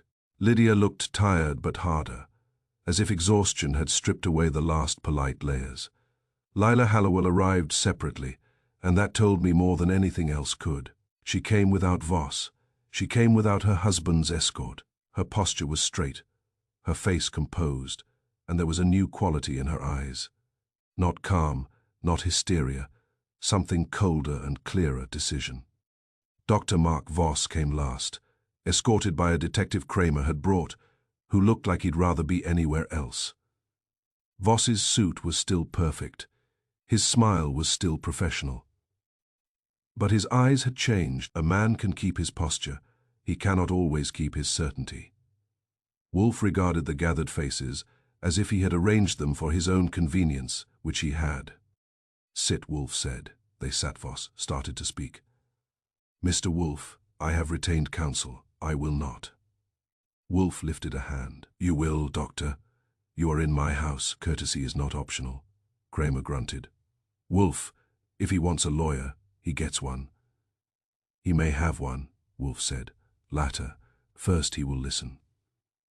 Kramer's eyes narrowed, but he did not argue. Kramer had seen enough of Wolfe's endings to know that the fastest path to a confession sometimes runs through Wolfe's arrogance. Wolfe looked at Voss. Doctor, last night you attempted to guide Mrs. Hallowell into a public confession of embezzlement. It was false. It was designed to destroy her and the foundation without breaking a law. Your defense will be that she chose to speak. Voss's smile tightened. Mrs. Hallowell is an adult. Wolfe nodded. Yes, that is why you needed conditioning. Voss's eyes flicked. This is nonsense. Wolfe's gaze remained steady. Archie. I opened the file folder on my desk and pulled out a small stack of papers. I had not slept much either. I had spent the night calling contacts, digging through licensing databases, and speaking to people who do not like their names attached to whispered reputations. Voss was clean on paper, as predicted. But paper does not contain everything. Sometimes it contains what you steal. The key had come from the museum. After Kramer's people escorted Voss away from that conference room, Durkin had done what Durkin does best. He had noticed that Voss, in the scramble, had left his briefcase unattended for roughly the length of one sigh. Durkin had not opened it. That would have been crude. He had simply ensured it arrived at the brownstone instead of wherever Voss had intended it to go. Inside was not money, not a weapon, not anything dramatic.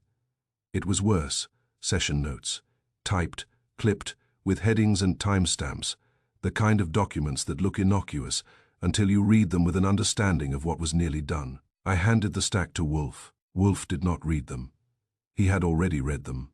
He held them like evidence of a species he despised. Doctor, Wolfe said, these are your session notes regarding Mrs. Hallowell. Voss's face did not change. Those are confidential. Wolfe's tone stayed mild. Confidentiality is not a shield for misconduct, Inspector. Kramer leaned forward, eyes narrowing at the pages. Where did you get those? Wolfe replied. From the briefcase Dr. Voss carried into the museum. He left it behind. Kramer grunted. Careless. Voss's jaw tightened. Illegally obtained. Kramer barked. Save it. We'll argue later. Wolfe, get to the point. Wolfe nodded once, gladly. He set one page on his desk and tapped a line with his finger. Here, scripted phrases. He tapped again. Here, timed triggers. Then he read aloud, voice calm, each word falling with the weight of inevitability. Anchor phrase repeated daily. Cue phrase delivered by therapist during gala segment, timed to midnight transition. Intended outcome, subject initiates confession letter for maximum narrative impact. Lila's hands clenched in her lap. Lydia's breath caught. Grant's face went grey. Voss's smile flickered. Those are clinical notes, hypotheses, planning for contingencies. Wolfe's eyes were cold, planning for humiliation. He slid another page forward. This one concerns the rumor. Wolfe read again. Seed narrative, confession letter already written. Disseminate via trusted social conduit. Ensure subject experiences inevitability and relief. He glanced at Tessa Rowan, without turning his head fully, as if she were a minor fact. Tessa's face went red. Her mouth opened, then closed. Wolfe said, "Trusted social conduit is you, Mrs. Rowan?" Tessa whispered. "I did not think it would go that far." Wolfe's voice stayed flat. "It went exactly as far as you paid it to go." Voss's eyes narrowed. "This is interpretation. None of it proves coercion." Wolfe leaned back slightly. "Number it proves design." He lifted the sheet he had tapped and held it up so the room could see the phrase that had been nearly lethal without drawing blood. "Timed triggers," Wolfe said. "Not calming, not support, timed triggers." Kramer reached out and took the page from Wolfe, scanned it, and his face darkened. "Voss," Kramer growled, "you're in a heap of trouble." Voss's smile hardened. "You cannot arrest a man for writing notes." Kramer's eyes narrowed. "I can sure make your life unpleasant while we find what you did with those notes," Wolfe said. "Inspector, you can begin by investigating the Foundation's payments. Dr. Voss has been compensated beyond normal practice fees. The money was routed through a consulting arrangement with a subsidiary grant program. The signature authorization belongs to Mrs. Rowan." Tessa's head snapped up. "That was not." Wolfe cut her off. "It was. You believed you were protecting your status. You were purchasing control." Tessa's shoulders sagged. Grant's confession would have made us all look like fools. Wolfe's voice was dry. "Fools survive. Mrs. Hallowell might not have." Lila spoke then, voice low and steady. "Mark." Voss turned to her, the professional gentleness returning. "Lila, you are upset. You are being influenced by—" "Stop," Lila said, and the single word landed like a slap. Voss froze. Lila's eyes were clear now, and they were focused not on Wolfe, not on Kramer, but on the two men who had been treating her mind like a piece of property. She looked at Voss first. "You taught me to repeat that sentence," she said. "You told me it was mine. You told me it was safety. It was a cage." Voss's jaw tightened. "It was your belief. It became your lever," Lila replied. "You named it calming, you timed it, you wrote it down like a schedule." Voss's smile flickered. "I was trying to keep you stable. You were trying to keep me useful," Lila said. Then she turned to Grant. Grant flinched, as if he had hoped she would not look at him next. Lila's voice stayed steady. "And you," Grant swallowed. "Lila, She did not let him start. "Your biggest secret was never shame. It was power." Grant went still. Lydia's eyes tightened. "Father." Grant's voice cracked. "I was trying to protect us." Wolfe watched him with the calm of a man observing a trapped animal choose which way to run. Lila continued, "You knew my mind depended on the myth. You knew I needed the bloodline story the way a drowning person needs a rope, and you planned to tear it down anyway, in public at midnight, because you wanted to control the story." Grant's face twisted. "I wanted to be honest." "You wanted to be admired for honesty," Lila said. "In front of donors." Grant's shoulders sagged. The truth in that accusation was visible in his posture. He whispered, "I thought you would endure it." Lila's mouth tightened. "Endure like an ornament endures dust." Grant's eyes filled briefly. "Lila, please." "I did not know Voss would do this." "You did not need to know," Lila replied. "You simply needed me fragile enough to stay inside the story until you were ready to break it." Grant's breath hitched. "I was tired of hiding." Lila's eyes narrowed, then hide alone. She stood up. The movement was not dramatic. It was quiet and absolute. "I am leaving," she said. Grant jolted. "Leaving where?" Lila looked at him with a calm that made him look smaller. "Away." Lydia stood too, eyes wet, and moved to her mother's side. "Mother," Lydia whispered. Lila touched Lydia's hand, a brief squeeze. "Not you, not from you." Then she looked at Voss one last time. "You do not get to sit in my life anymore," she said. "You do not get to speak for my mind. You do not get to borrow my grief to build your control. Voss's face flushed. Lila, this is impulsive. Lila's eyes were clear. It is the first impulse I trust. Kramer cleared his throat, as if remembering he had a job. Mrs. Hallowell, you might want to stick around. There will be statements. Lila looked at him. Inspector, I will give you one through counsel, not through that man. She nodded toward Voss, without looking at him again. Kramer's jaw tightened, but he nodded. He understood the tone of decision. When Lila and Lydia left the office, the house seemed to breathe again. Even the orchids upstairs felt less accused. Grant stayed seated, staring at the carpet as if it might offer forgiveness. Tessa Rowan looked shattered, not because she had learned a moral lesson, but because she had learned the price of trying to buy control.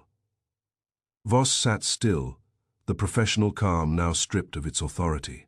He looked like a man who had been exposed not as a villain with a knife, but as a technician who had treated a mind like a machine. Kramer stood and adjusted his coat.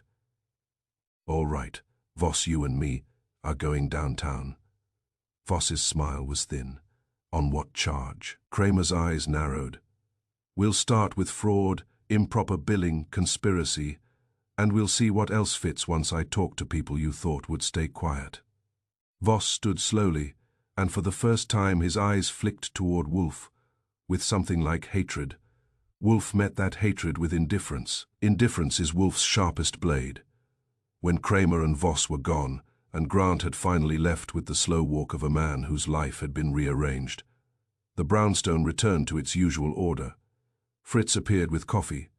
Wolfe accepted it as if nothing unusual had occurred. I sat at my desk, suddenly aware of how tired I was. Wolfe sipped, then said, Archie, yes. This case ends without a body, Wolfe said. That is not the same as harmless.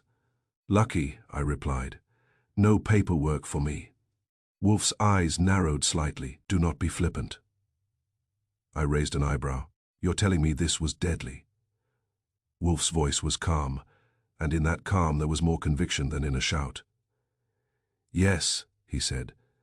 When someone steals your will, the person you were is the first thing that dies, and sometimes the body follows. I thought of Lila's marble calm on the microphone, the automatic echo of a phrase, the way a room can laugh at something terrifying, because laughter is easier than understanding. I nodded, slowly, and the thief. Wolfe's mouth tightened. The thief will be punished by law as much as law can manage, but the more important punishment is exposure. Suggestion works best in shadows. We dragged it into light. Fritz came in then with a tray, and on it, a plate arranged with care, because Fritz believes food is the final proof of civilization. Wolfe picked up his fork. Outside, New York kept moving. The museum would reopen, the donors would gossip, the foundation would issue statements. People would pretend they had always known what was true.